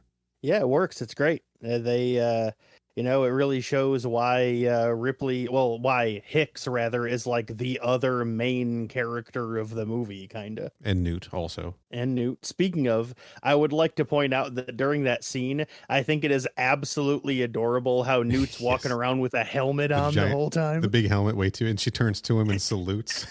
She looked so dang cute in that helmet. Right. I loved it. I laughed every time they showed it. And that salute she does, because it's right when Ripley's like, this little girl survived longer than that, and she turns and salutes, and it's like she's just being a kid, but that probably like really stung for Hudson, you know. But she adopted it his so much. I loved it. She adopted his affirmative, though. She did. Affirmative. I know. This movie is infinitely quotable. It really is. And that's one of the things that I think that other stuff inspired by this movie really, really gets wrong. I talked about that a little bit earlier, but like some of this dialogue, Kenny, that you and I have seen in some of these comic books, one of them in the Newt's Tale comic book, when they're in the hive and they add in that witty line where one of the Marines says, "This place looks like my ex-mother-in-law's kitchen." Yeah. Like, doesn't work. When they try... I don't know. What does that even fucking mean? Come on. It means absolutely nothing unless your unless your ex-mother-in-law is a xenomorph, you know. Means absolutely nothing. But like we saw this in the Prometheus Fire and Stone comic too, you know, the hard-ass Marine there talking about like their whatever, the virtual strip club or whatever, and just like the way they try to do like the cool guy banter, it just falls so flat. And I think that this writing, if the casting and the actors weren't right, could have gone bad so easily, right? Yeah. Because they're not great lines. They're just delivered really well, right? Yeah. And with good actors behind it and at the right moments. They're not like cracking jokes in the middle of anything serious, you know? No one's like really cracking jokes either. You feel it's a coping mechanism, and you'd be trying to do the same thing, right? It's like gallows. It's like gallows humor, right? Yeah. One of my favorite lines, I think about this all the time, is when Hicks is just like, when they figure out how they're going to weld off the doors and the air ducts and stuff and seal off, you know, the control center. And he's just like, all right, now all we need is a deck of cards. Yeah. I could watch the characters in this. It's kind of like, Kenny, that scene, that Prometheus deleted scene between Yannick and Charlize Vickers. Yeah. Yeah. Where it's like, I could just watch them for an hour. Yeah. I could have just watched like an hour of like, if that 4 hours that they were in the control center played out in real time, I would have watched all 4 hours of it. Of course. Yeah. Should we talk about the creatures? Sure. Or the monsters, I guess. Right? Sure. Yeah. Let's lead off with the worst monster of all, Carter Burke. Dude sucks, right? We learned that he sent the colonists, he sent what we know is Rebecca Newt's parents out to check out the derelict ship, right? Mm-hmm. He unloads those live face huggers into the room where Ripley and Newt are sleeping. His plan is to apparently get them implanted, and then this falls apart a little bit for me. So maybe I'm missing something, because Ripley, when she tells everyone else that it was Burke, she's like, the only way he could have gotten away with it is if he sabotaged certain sleep pods on the way back. But like, I know Ripley, and if Ripley had been implanted and so had Newt, Ripley would have been like, we're not going with you. We're not bringing this thing back. Like, she wouldn't have let that plan go that far if he had succeeded, right? I agree. Yeah. So I don't understand how he thought he was, because they were going to regain consciousness probably, or was he going to try to bring them on the ship with the face huggers still on their faces? Like, I had assumed that what he was going to do Like this is not necessarily based on anything actually presented in the movie, but this is how my brain understood his plan to be once I got the information the movie presented. He was going to have the facehuggers attach them and attach, and then implant the embryos in them, and then the facehuggers would fall off. And then while they're still asleep, put them in stasis. Okay. And so it was after the facehugger has already fallen off, but before they wake up, he tosses them in stasis so that way they can just be in there until they decide to thaw them back out. Right. The specifics of how he was going to get them into stasis, I don't know. The movie never elaborates on that because the plan doesn't go that way. Yeah. So we never figure it out. But that's what I understood his plan to be. Okay. Yeah. I mean, it seems desperate, right? Seems like he's like, this is a last ditch effort for him to like recover a specimen. Yeah. It sure does seem that way, which makes it weird considering that the movie frames it as that's explicitly why he's there in the first place. To get a specimen, right. So like my point is that plan there seems like that was going to be what he was going to do from the very beginning, which is wild considering that to us, we're all like, that seems like a last ditch effort. But no, that sounds to me like it was plan A was that. And so, it's like, come on, dog. His first mistake was bringing the Marines in with him. Yeah. Right? Yep. His second mistake was talking Ripley into coming also.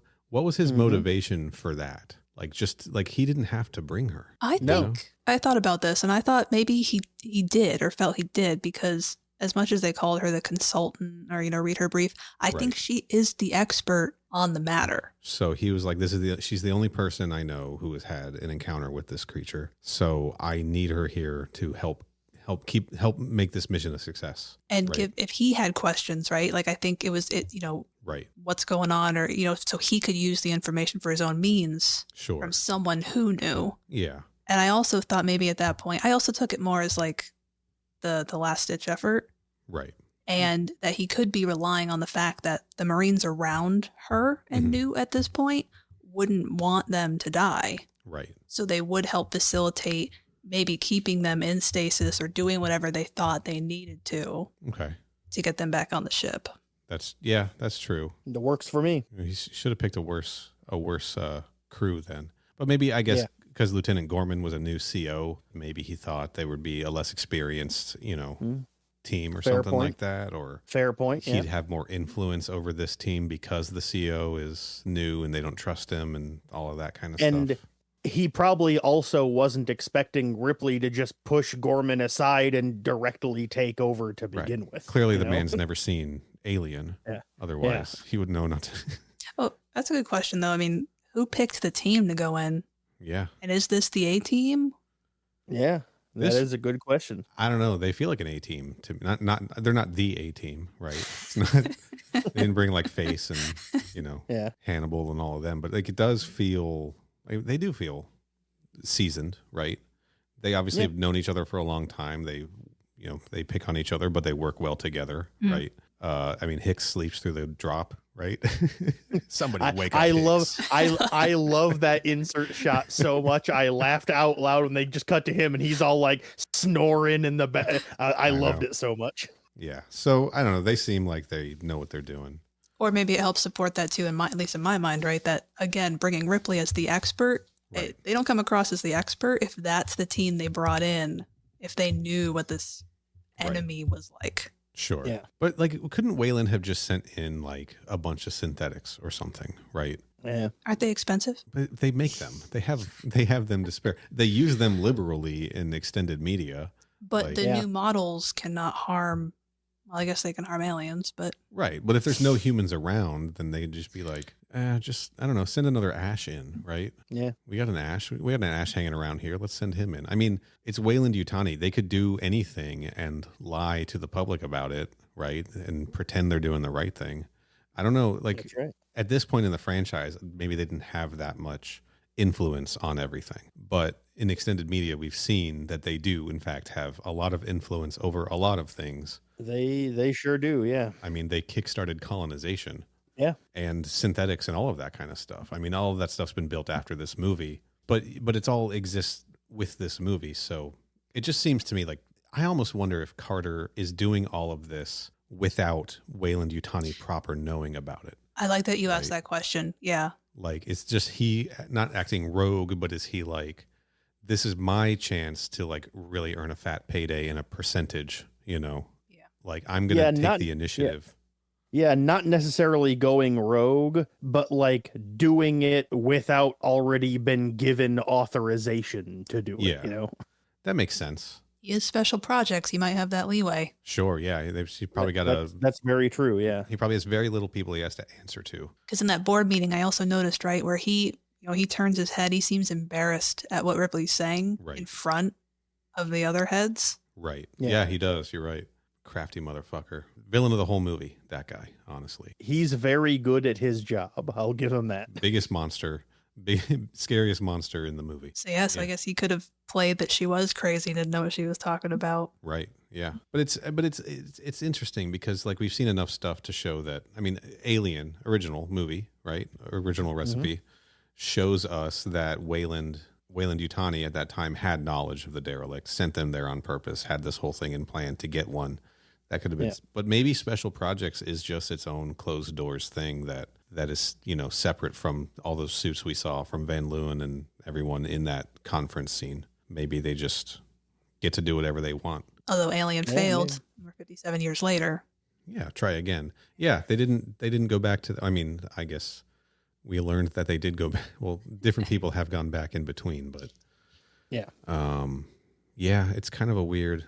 Well, Kenny and we discovered this in the Alien Isolation novelization, and I think it's in the game too, that the crew that found the Nostromo black box also landed on the planet, and they shut the distress beacon off. Yeah, that is correct. So no one else knew that, like no one else was going to get called to that.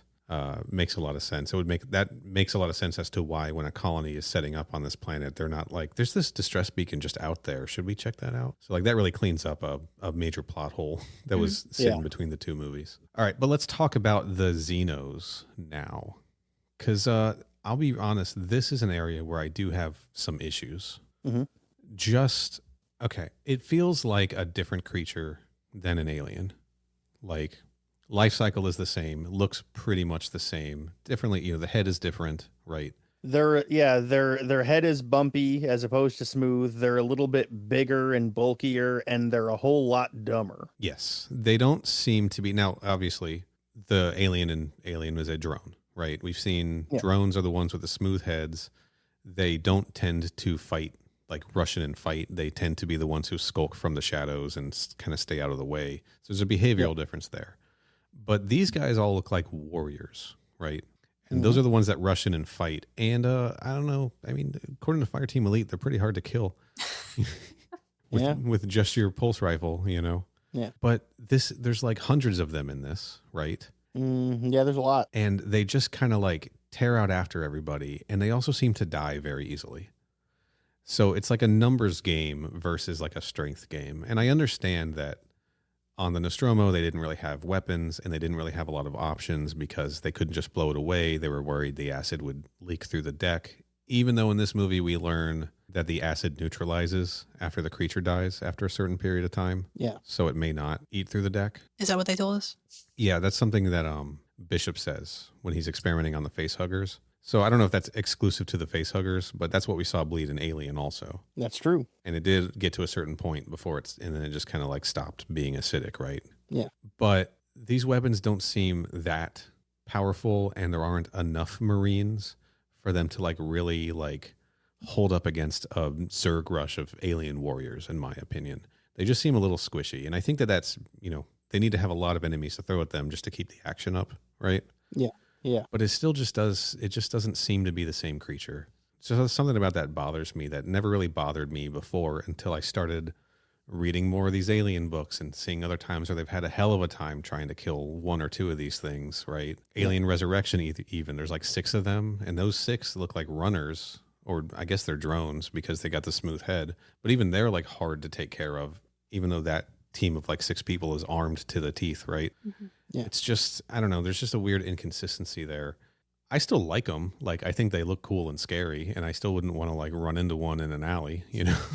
Much less 50 of them. I mean, that's another thing that's part of the reason why I'm just kind of left cold by this movie, because like part of the reason I like the first one so much is because I think the Xenomorph in that movie fucking rules. I think it is a cool, not only is it a cool design, but I think it's like one of the top 5 monsters in cinema ever. Right. And then in this one, they're like, hey, we're going to take that thing and we're just going to, rather than have it act like a ninja, it is instead just going to blindlessly rush at someone standing there firing a huge gun at it. Right. It's not going to do anything. It's not going to have any real tactics to speak of.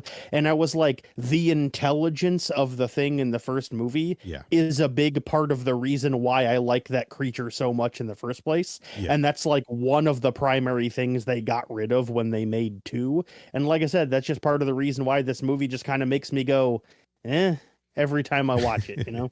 He's also, that first alien also has a little bit of style to him too, right? Yeah. Like with his jazz hands and whatnot. That's right. That's right. I think that, they had more of them in this, and the suits were all the same, and we saw them climbing on walls and stuff like that.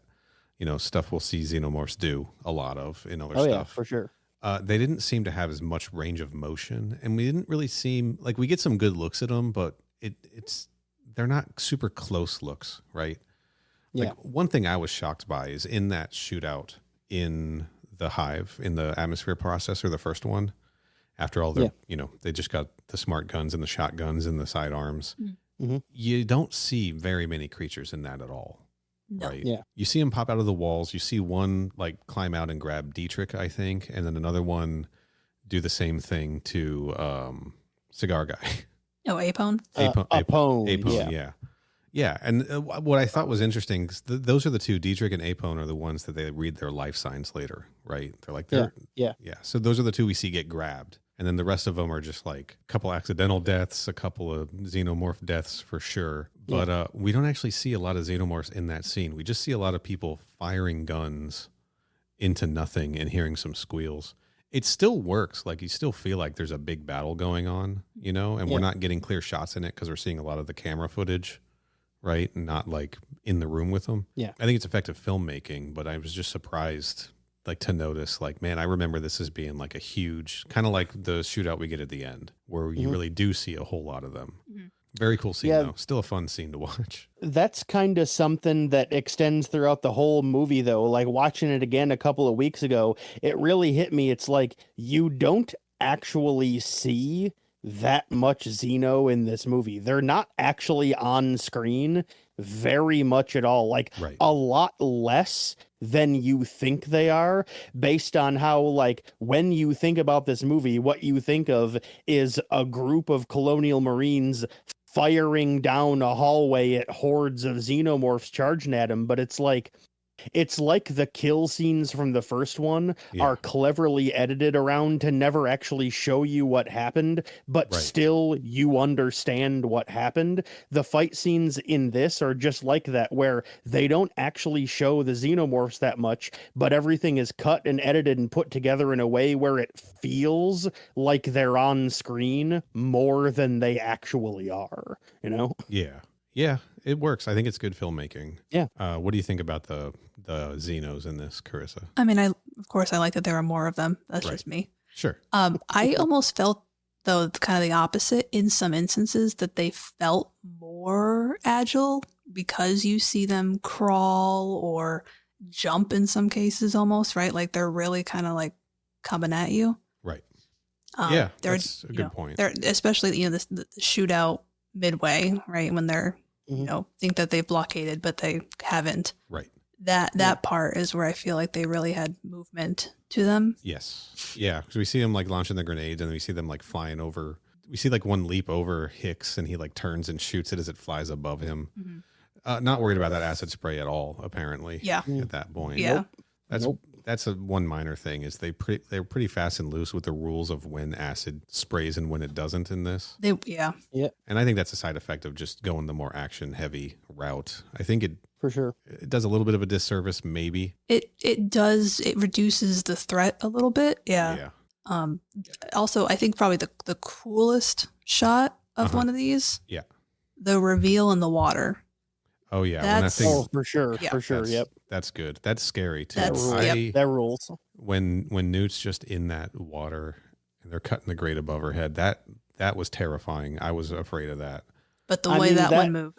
Yeah, like I might consider that the scariest scene in the entire movie for me. Right, and that the way the Xeno moved in that, you're absolutely right. Yeah, that's maybe the only time we really get to see their range of motion, right? Because the rest of the time they're just clearly on a wire, pulling themselves along a wall, you know. Yeah, there's definitely a range of what we get. If it had all been that, oh man, like yeah, I don't think they could have afforded it. Exactly. Yeah. Apparently, they spent so much money on the sets of this movie, like it was like a huge portion of the budget was just on the set design and everything. So maybe they worked with what they had to work with. Yeah, I started feeling to me, it felt like it was going a little bit downhill in the monster design towards the end. Towards the end. Yeah. We just got like 6 guys in suits, you know, not a whole lot of articulation to them. Yeah, that wasn't feeling as, Also just going to say, I like the smooth head better. I understand this is introducing other forms of this creature, right? Yeah. Because we've seen the drone, we've seen the face hugger. Now we're seeing what we'll call the warrior. And then, of course, the big queen herself, right? Yeah. So this is where they're introducing these they're like, oh, it's xenomorphs. But xenomorphs can be born from humans and look a little different. They can grow into different forms, right? I don't know what triggers that, if it's just genetics or something like in the person. I don't know. And of course, we learned in Newt's tale that the xenomorphs had also got into the livestock, the colony livestock. Yep. So some of these things were popping out of cows, or the space equivalent to cows, I guess. Right? Space cows? Yeah. Space cows. And like that's typically in stuff after Alien 3, that's usually where you see a runner come from, right? Yeah. Yeah. But we didn't see any of those in this. We just saw the one type. I think it would have been fun if they had like thrown in a few of the smooth head ones also, just to mix it up a little bit. But I didn't make the movie, you know. Yeah, that's true. Yeah.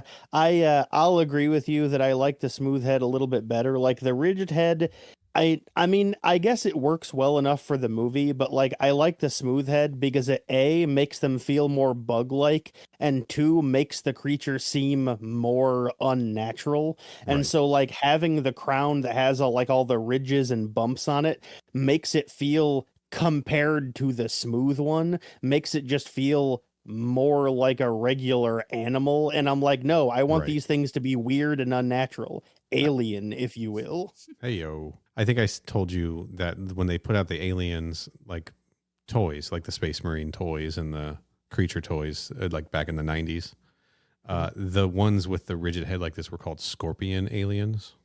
And they had a shorter tail. They didn't have a long tail like the drones do, or like I think like warriors do now when we see them. They had like this like little curly tail almost. It was long, like it wasn't. You understand what I'm saying? It wasn't like a little pig's tail. But yeah, I get you. But that action figure also had a little button you could press right like at the small of its back, right above its tail, where it would then explode. So like the front chest piece would pop off with one arm, and the back chest piece would pop off with the other arm, and then the head was like attached to this like red mass of organs that was the center of it. So then you would snap the whole thing together, and then you'd make your G.I. Joe blast it away, and you hit that button and it would pop. And, that rules. Yeah. My brother had 2 of those, and I stole both of them when he got too old to play with toys. So good work. So I just called them scorpion aliens for the longest time because that's what I knew them as. And then I started thinking like, well, is it like age based? Like when they're younger, like the one in Alien, do they start with the smooth head, but then they mature and they start developing the ridges or something? Could it be something like that? But seems to be there's just different types, right? Yeah, I mean, that's the more likely explanation, yeah. Yeah. But let's talk about the Queen. The Queen, designed by James Cameron, not designed by H.R. Giger, as I think also the redesign of the Xenomorphs was also Cameron's influence. Yeah. Yeah, this gives us the Queen. This took the egg morphing theory completely out of the franchise for a very long time. It was just, there's a queen and the queen lays eggs. Yeah. Yeah. I absolutely love the specific design of how like the lower jaw on the queen's face is like a separate part that kind of slides in and out of the main section of her head. I like the mechanical design of that, and I think it looks really cool when she's like writhing around and screeching and stuff. How it's just like it looks like it's a completely separate, unconnected piece that just happens to be in the same vicinity. I just think it looks cool, and I like the way they designed it. That's all. Yeah, I think the queen looks pretty cool. Yeah. Looking at it, I was trying to discern too, because it's hard, right? Like what's her, and what's not. Yeah, because there's a big like bony, look like spider legs or something sticking out in the back, and then obviously the egg sac is something she can separate herself from. Which man, the part where she actually does that is so fucking gross, dude. Yeah, it is so gross. You truly you hate to see it. You hate to see it. Queen design, I think overall is very cool. She does have, I mean, she's got segments and stuff to her big old head there, but it is that smooth texture, and that does make it feel a little bit more drone-like, you know? Yeah. It feels like that pulls that original creature design into this setting for me a little bit. Also, super smart, right? Like, oh yeah. That's okay. So that's one thing. Just real quick, these warriors seem dumb as shit. Somehow they still managed to cut the power, right? Little hive mind, right? Sure. Yeah. So it must like must be the queen. We do see that, like when Ripley is in there with the queen, and the two like warriors are coming in from the side, and Ripley like shoots the flamethrower, and we see the queen like signal the two of them away. You're like, oh, okay. So there's communication here. Like there is an intelligence, and it must be coming from the queen, right? Just real quick on that note, when the egg then opens behind her, and Ripley just gives her this look like, seriously? Yeah. Ripley was God like, look, damn it. if you don't fucking let me go, I'm going to burn all these guys. And the queen's like, okay, okay, fine. You can go ahead. And Ripley's like, all right. And she starts to leave. And then the egg opens up, and she just turns the queen. She's like, bitch, are you fucking serious? Are you fucking for real right now? Fucking look, we had a deal. I love it so much. God damn it. It rules. Yeah, Ripley again, all-star in this movie. I like the queen. I don't like the queen when she's running around. Thanks for saying that. Yeah, it's a little.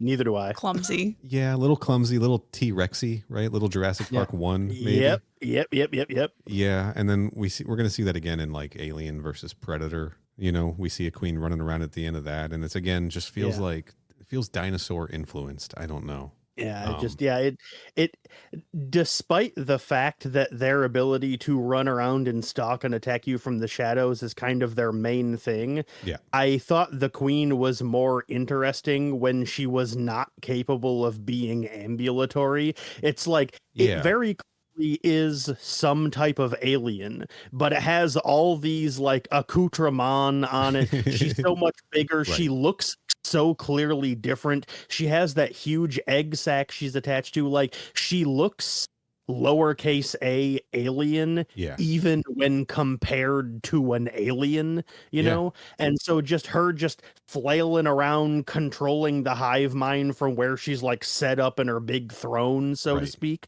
Like that was more interesting to me than when she's just like scampering around being just another alien, but bigger. You know? Yeah, and I feel like that's the normally the queen's role, right? Just to like, no, I'm just going to sit here. I'm going to command all of my Praetorians and warriors and drones and whatever else, right? And I'm just going to chill here. Like when she attaches herself from the egg sac, like that's clearly intended to like not be something she's supposed to be able to do. Yeah, she's just like gone. She's like, this is personal now. Like, I'm killing this woman. I'm killing this woman and small child. Like, I don't know. I like that actually. That gives her like another level. Like she's definitely smart. I don't know. Yeah. It's not something I really considered too much in previous viewings of this movie. Her intelligence? Like the intelligence of all of the creatures in general. Like I knew they cut the power thing, and you know they figured out how to get into the complex and you know get through the barricades and everything. But like I don't know, just never really thought about it before.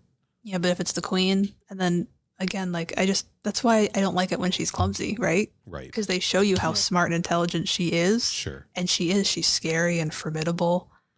But then when she's kind of banging her head against the wall a couple of times, you know. Right. She does do that, doesn't she? Yeah. But again, she's kind of she's not used to this. This isn't the kind of work she does, Yeah. She's just like, fuck it, I'll do it myself attitude, Yeah, pretty much. Yeah. I don't know, I'm into it. Overall, I think the creature designs in this work really well. And Kenny, you and I talked about this before. If this was a colony full of the Xenomorph from Alien, nobody's getting out alive, For sure. So that was just a route that I guess they couldn't go down because they needed some people to get out of this alive, right? Yeah. A lot of our Marines go down, don't they? They lose like more than half the crew in that first hive. They lose, I believe there are 12 people. Yeah. And I think 5 of them die during that scene, and then the 6th one dies immediately after. Right. So, half of them die during that initial fight scene. Yes. Yeah. So clearly they're good at killing, right? These aliens. Yeah, for sure. Yeah. I do want to talk about that. My favorite action scene in the movie is when they break through the barricades and everyone's escaping through the vents. That so much happens in that scene. That's just like most of the movie happens in that scene. I'm just going to say it. That's when, like, first of all, Newt's showing up and guiding everyone through the vents, right?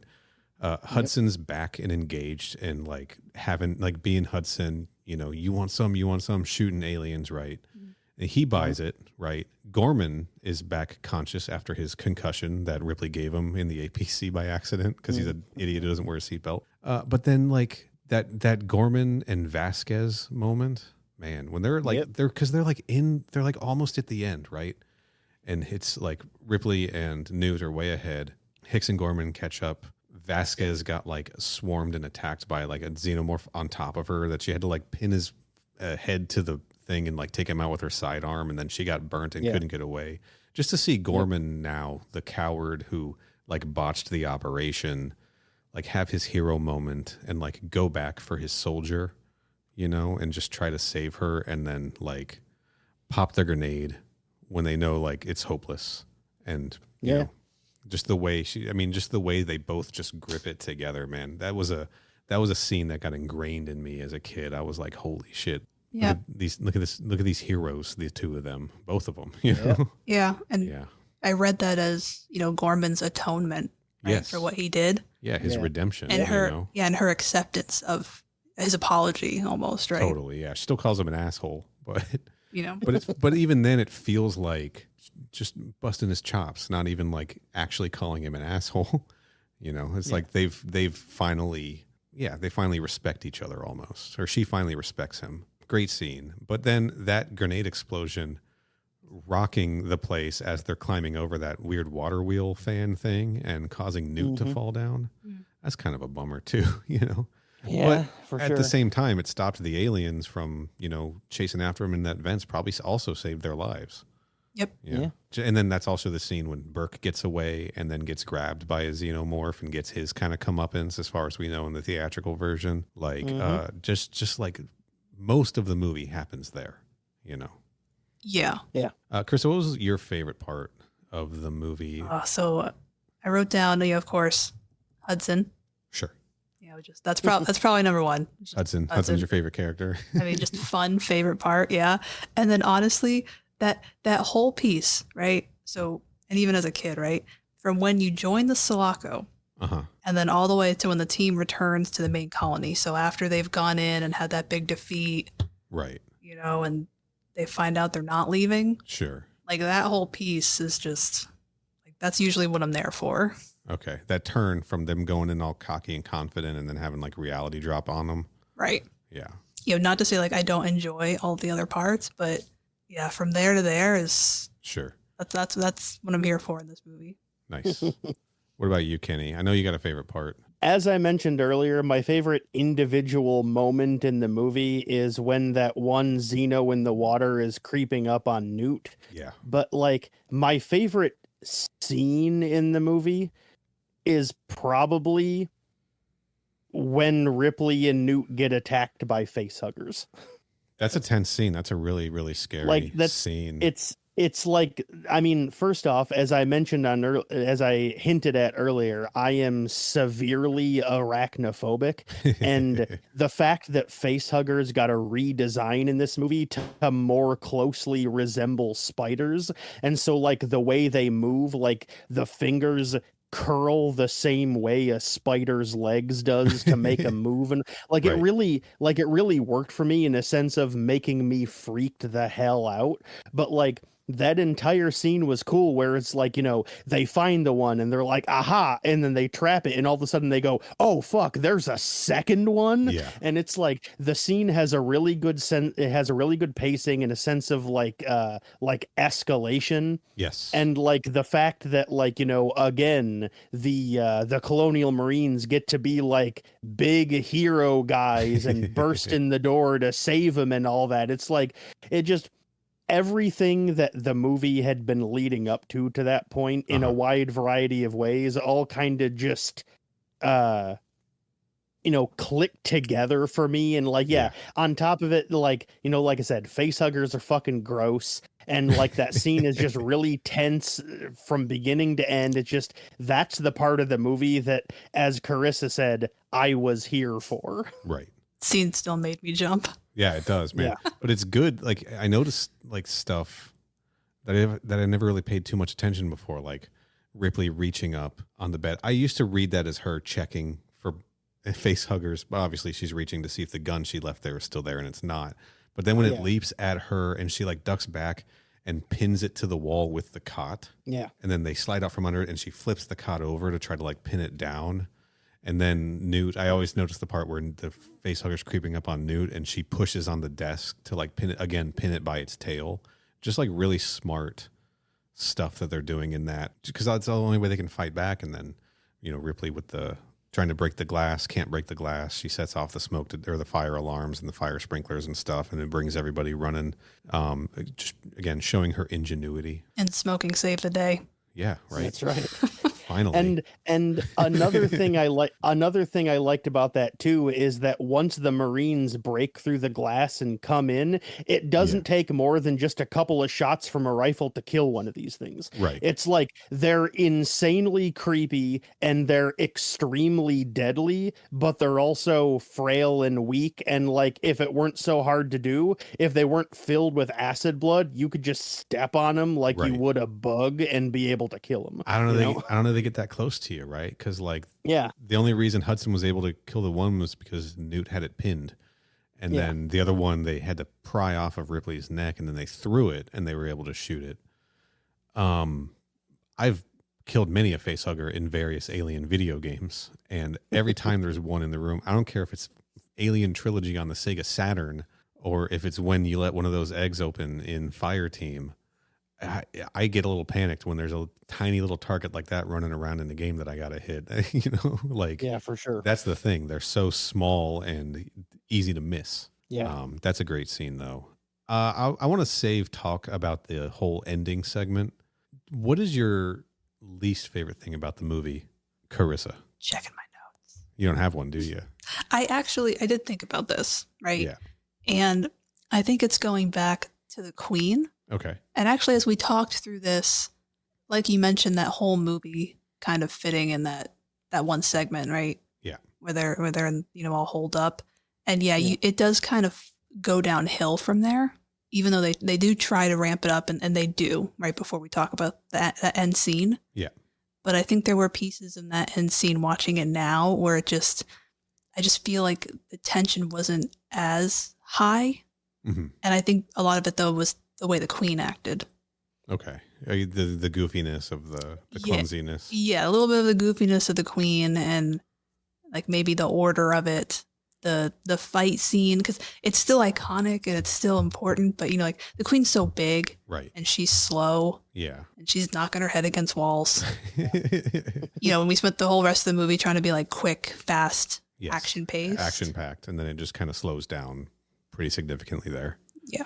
All right. Okay. What about you, Kenny? Again, I actually had a little bit of trouble pinpointing something because, like I said, the one big thing about this movie that I don't really like is just I don't like the redesigns they made for the Xenomorphs, but that's not really an answer, Sure. And so I was trying to think of an actual, part of the movie that didn't really work for me. And I think similarly to what Caryssa said, not quite involving the Queen, but that section of the movie is the part where Ripley is actually going into the nest to find Newt and bring her back. Yeah. Because first off, there's that entire segment, there's such a big long chunk of it where effectively nothing happens because it's over halfway through the scene until an actual Xenomorph shows up and she starts fighting someone. And so it kind of reminded me of that scene from Scream 5 where the sheriff's son is preparing stuff for dinner and he'll open up a door and then the music will start to swell and then when he closes the door there's no one there, and that happens 4 times in a row. And it's that scene kind of gave me that kind of vibe where it's every time she's about to go into around a corner the music will swell as if she's about to fight an enemy, and then she turns around the corner and there's no one there. And that just happens a whole bunch of times. But then when she actually does come across Xenomorphs and is fighting them, it just straight up turns into a fucking one of the later Rambo movies. Because she has that big fucking gun and she's turning around a corner and she's pow pow, 1 or 2 shots, and then the Xenomorph just blows up. And then she keeps running and it's it just straight up turns into a mindless 80s action movie. And I'm even the rest of the movie wasn't stylistically or tonally like this until right now. You know? I want to talk about that scene here. Kenny, remember when the end of Alien, there was a 10-minute countdown and I timed it and everything ended up being about 7 minutes? Yep. Well, I timed this one too. Of course you did. Okay. So starting when Ripley has taped her guns together, she's in the elevator descending down. We hear the warning, the computer voice say, you now have 14 minutes to reach a minimum safe distance. Mm-hmm. I hit start on a stopwatch. Weird increment, by the way. 14 minutes? Yeah. But pretty accurate, almost to the minute. Okay. Wow, nice. And I think that was the intent with the scene because it's so close to being spot on that it must have been planned. I like that scene. I like the change in pace. I like the urgency of it with the countdown timer going and she's going in to rescue this child and she's on her own because there's no one else left to back her up, and she's I have to fucking do this. I've already lost my daughter. I'm not going to lose Newt as well, So 14 minutes, I start the timer, right? She's walking her way through the hive. She's dropping her flares and everything. The next time we hear the announcer come on, it said, you now have 4 minutes to reach minimum safe distance. It had been 9 minutes and 22 seconds, so almost 10 minutes, right? Not bad. So that tracks. We then hear later, you now have 2 minutes to reach minimum safe distance. Timer is at 10 minutes and 44 seconds, almost 12 minutes. Bishop shows up on my stopwatch at 12 minutes and 10 seconds, and at 13 minutes and 17 seconds, we see the explosion. So it is almost real time. I mean, that's not bad. Within 43 seconds or something of the timer, right? Knowing that, because countdown stuff really drives my anxiety through the roof, right? That's why I timed it in Alien, and that's why I was I got to time it in this and just see where it is. So just to see her do all of the things she's doing, have to get down into the hive, drop the flares to find her way back, find Newt, or first find the tracker, feel like she's too late, then hear the scream, go rescue Newt, enter the egg chamber, the throne room, I'll call it, right? Have her exchange with the queen with the flamethrower, torch the place, make her escape, with the queen chasing her, catch the elevator, get back up to the landing bay to not find the ship there, have the ship show up just barely enough time and escape. I thought it was super effective. It was kind of a miniature version of the first movie, all packed into about 15 minutes. Yeah. That worked for me personally. I was really into it. Also really into the fact that we see the dropship landing gear catch that debris, which keeps it from closing all the way, which enables the Queen to get on board the ship, I suppose. That was a little fuzzy for me. Which is my least favorite part of the movie. Leading right into the ending and everything back on the Sulaco is just how the Queen, we didn't see the Queen do that. There was no real indication of it. So just to have the Queen suddenly climbing out of the ship once they're back on the Sulaco, you know, after splitting Bishop in half, it is a little bit fuzzy to me. And it felt like, it almost felt tacked on, you know, but I mean, they had set up the power loader that Ripley is going to use to fight the Queen early in the movie, set her up as a competent, you know, a class 2 rated loader pilot. I guess you'd be a pilot of that, right? As I even have in my notes, I literally, at the beginning of my notes, I have the phrase Chekhov's power loader written. And then at the end of my notes, I wrote, said it before, I'll say it again. Chekhov's power loader, but this time it's underlined and in quotation marks. Now, it's an undeniably cool scene. Are you kidding me? Yeah. Ripley just, you know, Newt escapes into the floor grates. Bishop's just bleeding out his milk on the floor, and Ripley like runs into that. The doors open, the lights are flashing, and that iconic line. Caryssa, give us the iconic line. Get away from her, you bitch. There it is. Fucking one of the greatest, most memorable movie moments of all time, in my opinion, man. Yeah, and if you're my dad, you know, watching it with me for probably the first time, even though I've seen this movie dozens of times. Yeah. That's the one time you try and bleep out a curse word. He tried to talk over it. Or... Yep. So it was like, get away from her, you That's too funny.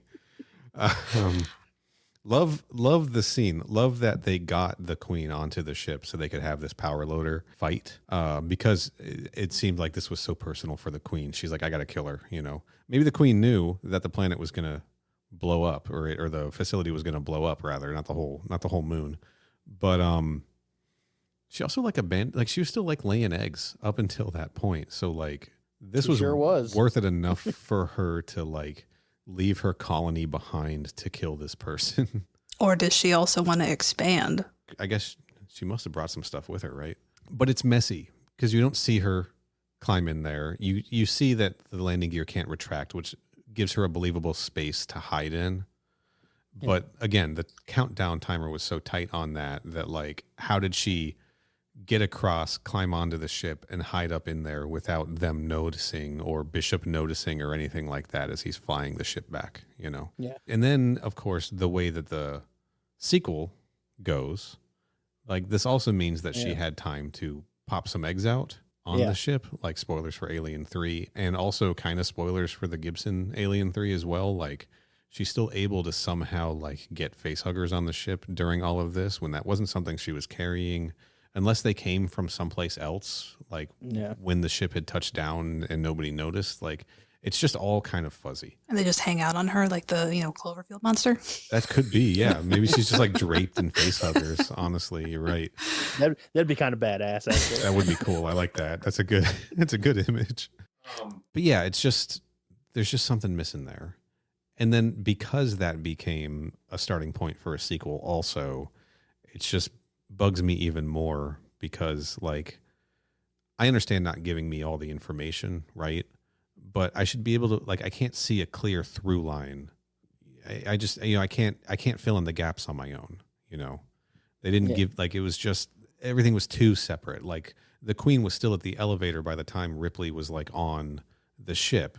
So how did she cross over and jump in? We've seen her be clumsy, right? She surely tripped at least once on her way across that platform. So that's it's like how, in the first one, you think the movie is over until suddenly they introduce that fourth act in the final, like, 8 or 10 minutes of the movie. It's like they were trying to do the same thing here, but they were like, shit, well, we don't really have anything though. So let's just say the Queen showed up with them, I guess, Yeah, it's just a little, I feel like that one little insert shot of the landing gear getting clogged just wasn't enough. Yeah, it's not enough. I needed something else there. And again, especially if you're going to use that as a lead off for a sequel, it's gotta have like a strong foundation, and So that's a pretty minor gripe, but something that I just haven't been able to figure out an excuse for in my head. So if anybody out there has like an explanation for that, let me hear it. You know, what's our email? mother@crewexpendable.net, I think. I'm pretty sure that's the one. I mean, no one has sent us any emails yet, shaking fist. Well, but I'm pretty sure that's what it is. I mean, honestly, I haven't checked the email in a while. I just got a theory though, so should I email that in? Oh no, let's hear it now. So I've kind of wondered this. This could kill the theory. So in the first movie and the second movie, she blasts him into space. Right. They don't seem dead. No. Maybe it got blasted up. They just, I don't know. I think the explosion would take it out. But I like that. Just see the screaming queen. She just lands in the. She beat them to the Sulaco. There you go. Yeah, they didn't see her because they had to take and she just got shot straight up. Okay. That's right. All right. Until someone else has a better theory. Yeah. I mean, I can't think of a better explanation than that. Yeah. But that's something that's honestly bugged me since I was a kid watching this movie, you know. But again, Ripley versus Queen in the Power Loader, awesome fight. I had the Power Loader toy. I got it at like some clearance toy store. And so the Space Marine figures were a little bit larger scale than G.I. Joes.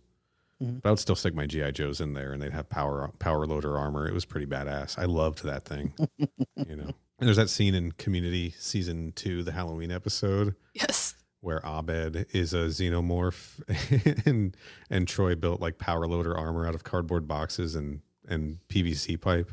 That's aspirational. I need to be the power loader one year for Halloween. You got the cardboard skills. I do. I could build. I also have the PVC working skills. I could do this in like an afternoon. There you go, man. Instagram, Crew Expendable Pod on Instagram. I'll post pictures there. All right. Well, anything else you guys want to say about the movie Aliens? Caryssa, if you have anything, go ahead. I'm still going through my notes. Oh, I'm doing the same thing. Final thoughts. Caryssa, we will let you go first as the secret third crew member of the podcast. That's right. By which I mean the USCSS podcast, formerly the USS Sulaco. Again, we did go out, spacewalk, and spray paint some extra letters in. It was extremely dangerous, and we did it only for our own edification, but we still felt we needed to do it. You know? Yeah. Also, thanks again for keeping those life support systems going, because I didn't even think about that. And continuing, yes. Yeah, both of us just kind of took for granted that we were still alive. You know. Yeah. As one will do.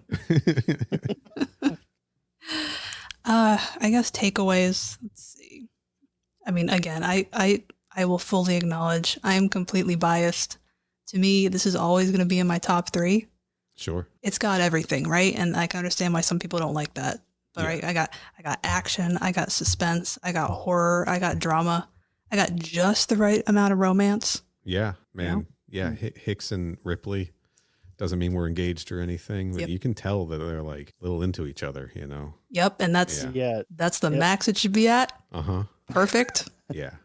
Yep. It's like if we get out of this alive, maybe we'll have dinner, kind of, you know? Yeah. Yeah. And by dinner, I mean fucking. Hey. Sorry, too much. All right. Yeah, it's fine. It's fine. Not worried about it.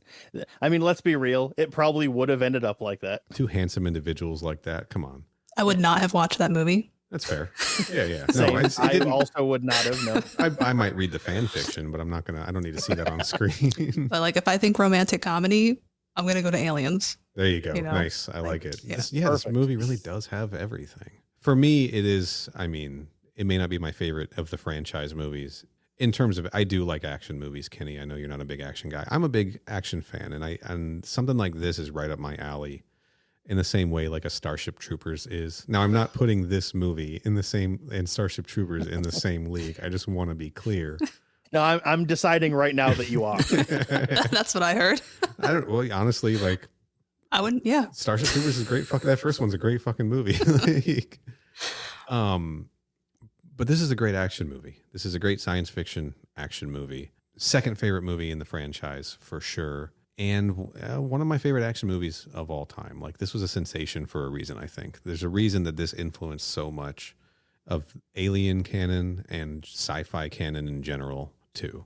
It just has an appeal to it. It just did things well. Yeah, I'm a fan. I love this movie. You got anything else you want to talk about, Kenny? Yeah, I got one or two things. First off, I just want to set the record straight. By no means, I don't hate this movie. When I was watching it, I was not like, oh man, I'm so bored, just get it over with. It's like at the end of the day, I am still a 35-year-old straight white American male. So seeing some dude pull out a huge gun and pull the trigger and then an alien blows up is still cool to watch. Right. You know, like, I mean, my struggle with the movie is more on I have difficulty meeting the movie on its own terms because the first one is exactly what I wanted out of a movie, and then the second one just does something different, which is fine. There's nothing wrong with that, but just at the end of the day, that's just not ultimately really what I was looking for. But there is one specific thing that I wanted to say that was kind of something that was just tugging away at my brain cells a little while I was watching the movie. Okay. It was going. It's not that weird or complex. It's just something that I noticed is that earlier on, it was actually a scene we were talking about earlier when Hudson starts freaking the fuck out and Ripley's like, "You need to calm the hell down, dog." Yeah. In the official Alien RPG, the one that came out a couple of years ago. Yes. That scene reminded me of a little piece of like narrative fluff that appears in the RPG. Okay. And in the book, the premise of it is that you're overhearing somebody talk about other people talking about meeting aliens. Okay. And, it's this dude talking about how you'll always overhear people telling stories about surviving an encounter with a xenomorph. And the point of his story is how easy it is to determine whether the story this person is telling is real or fake. Yeah. Because the fake ones, the persons are going to be full of bluster and hard talk and talking about like how, it was so satisfying to pull out that gun and blow them away. And I was, screaming and shouting when this alien blew apart. But the real ones, they'll be sitting there telling their story and they'll be all quiet and subdued. And the whole point of the story is that, seeing one makes you realize what true existential despair feels like. Oh, yeah. And watching that scene of Hudson freak out reminded me of this bit from the RPG because he spends the entire beginning of the movie all full of bluster and talking a big game about how they're just going to swoop in, take this on like it's a regular bug hunt and just blow them all the hell away and fly off. But then once he actually meets them, he's like, oh no, this is the worst thing that's ever happened to anyone ever. Oh, fuck. We're not going to last 17 hours. They're going to come in here, they're going to kill us. I mean, I know that's not really anything to do with the movie specifically, but like that has always been a little piece of like narrative thread introduced in the RPG that's always stuck in my mind, has always been like a little very interesting little tidbit. And when I was watching this movie, I was like, oh, Hudson ends up falling on both sides of that track. Yeah. Now I can see where they got the idea to put that in the game. Ellen Ripley's not, if she ever made it back to Earth, she wouldn't be sitting in a bar telling tales about all the xenomorph encounters. Right. Yeah, man. You know who didn't talk about it at all? We didn't talk about Bishop. You're right. We really didn't. I just want to talk about a fantastic Bishop moment I love. First, I love obviously the knife trick, right? Everybody loves the knife trick. For sure. Classic scene. Apparently they actually did that to Bill Paxton. They actually put his hand there and he was genuinely freaked out about it. Feels like maybe a little bit of an exaggerated story, maybe. But love the way Bishop twirls that knife before he does it. That was all Lance Henriksen, right? Love Bishop's general demeanor in this. Right. Thank God he's not Ash. Thank God he wasn't evil. Yeah. Tell me about it. I mean, Ripley's suspicions of him absolutely warranted, given that the last robot she talked to tried to kill her and her whole crew.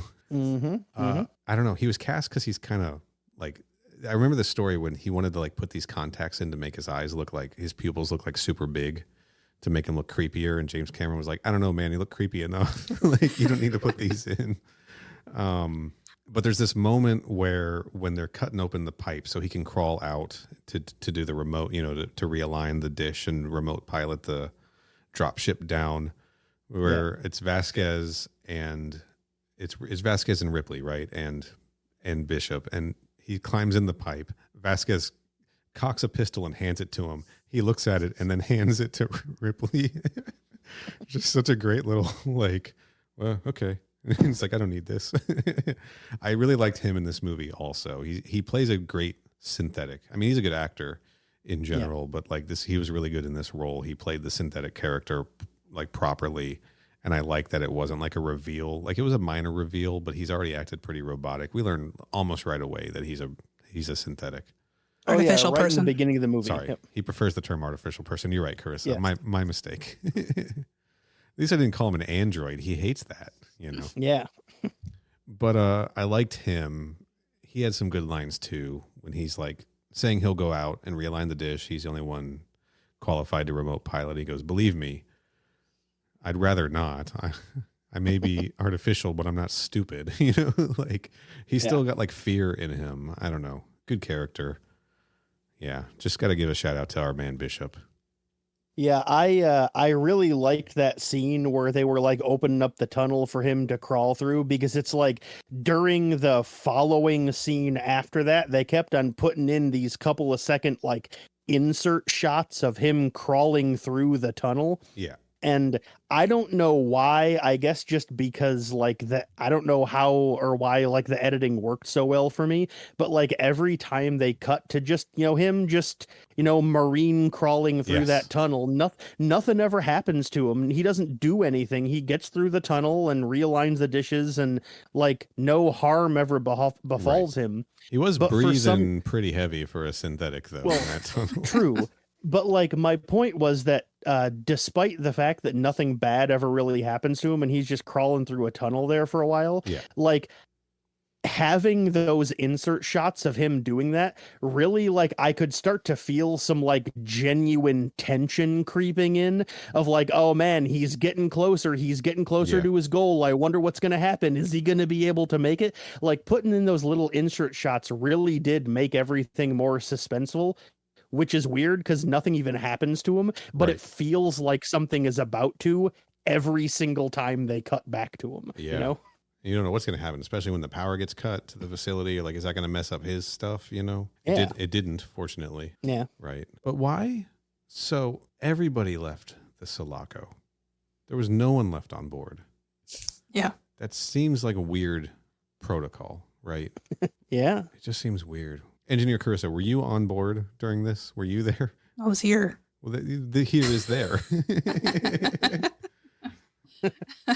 Oh, you know what? They may have probably forgot about their own, environmental systems engineer on board. Yeah, likely. Yeah, they seem like the types. But they still would have had to communicate with that person, so they're still stuck. Sure, I think we did it. Yeah, I don't think I really have anything else. Did we do it? Did we talk about aliens? I think so. Okay, good movie. Kenny, it only took him 2 hours and 23 minutes to backpedal and say, no, I do like the movie. Well, I mean, like I said, even from the very beginning, I'm like, the movie isn't bad for what it is. It's just not what I want. That's all. That's how I feel about it, That's fair. I liked Covenant, so I have nowhere to talk. Like, I'm not going to be able to sit here and look at the movie and say that it's like a badly made movie, because it's not, not at all. It's objectively isn't. So good, in your opinion, good movie, not a good Alien sequel. That is how I would phrase it. Yes. Okay. That's fair. I think it's good at both. I think it is good at both. I don't think it surpasses the original, but I think it does enhance it and expand on it in an entertaining way. I am less enthusiastic about all of the stuff that tries to emulate this movie. Yeah. Because there's a lot of it out there. Most of it's video games. And Caryssa, this is your favorite movie of all time. It's top 3. Top 3. What are your other 2? I knew you were going to ask me that. I'm going to give my top 3 now. Evil Dead 2, Alien, and Jaws. See, I feel like my top 3, like it fluctuates, but I feel like I would always put Aliens up there. Sure. So Jaws could be up there, maybe fluctuate out. I'm trying to think what would replace it. Probably depends on my mood. I might put something crazy up there. Bubba Hotep. I mean, good, but because my favorites, right, are the ones where it's like it could be on and I'm going to watch it. Oh, here's one. John Carpenter's The Thing.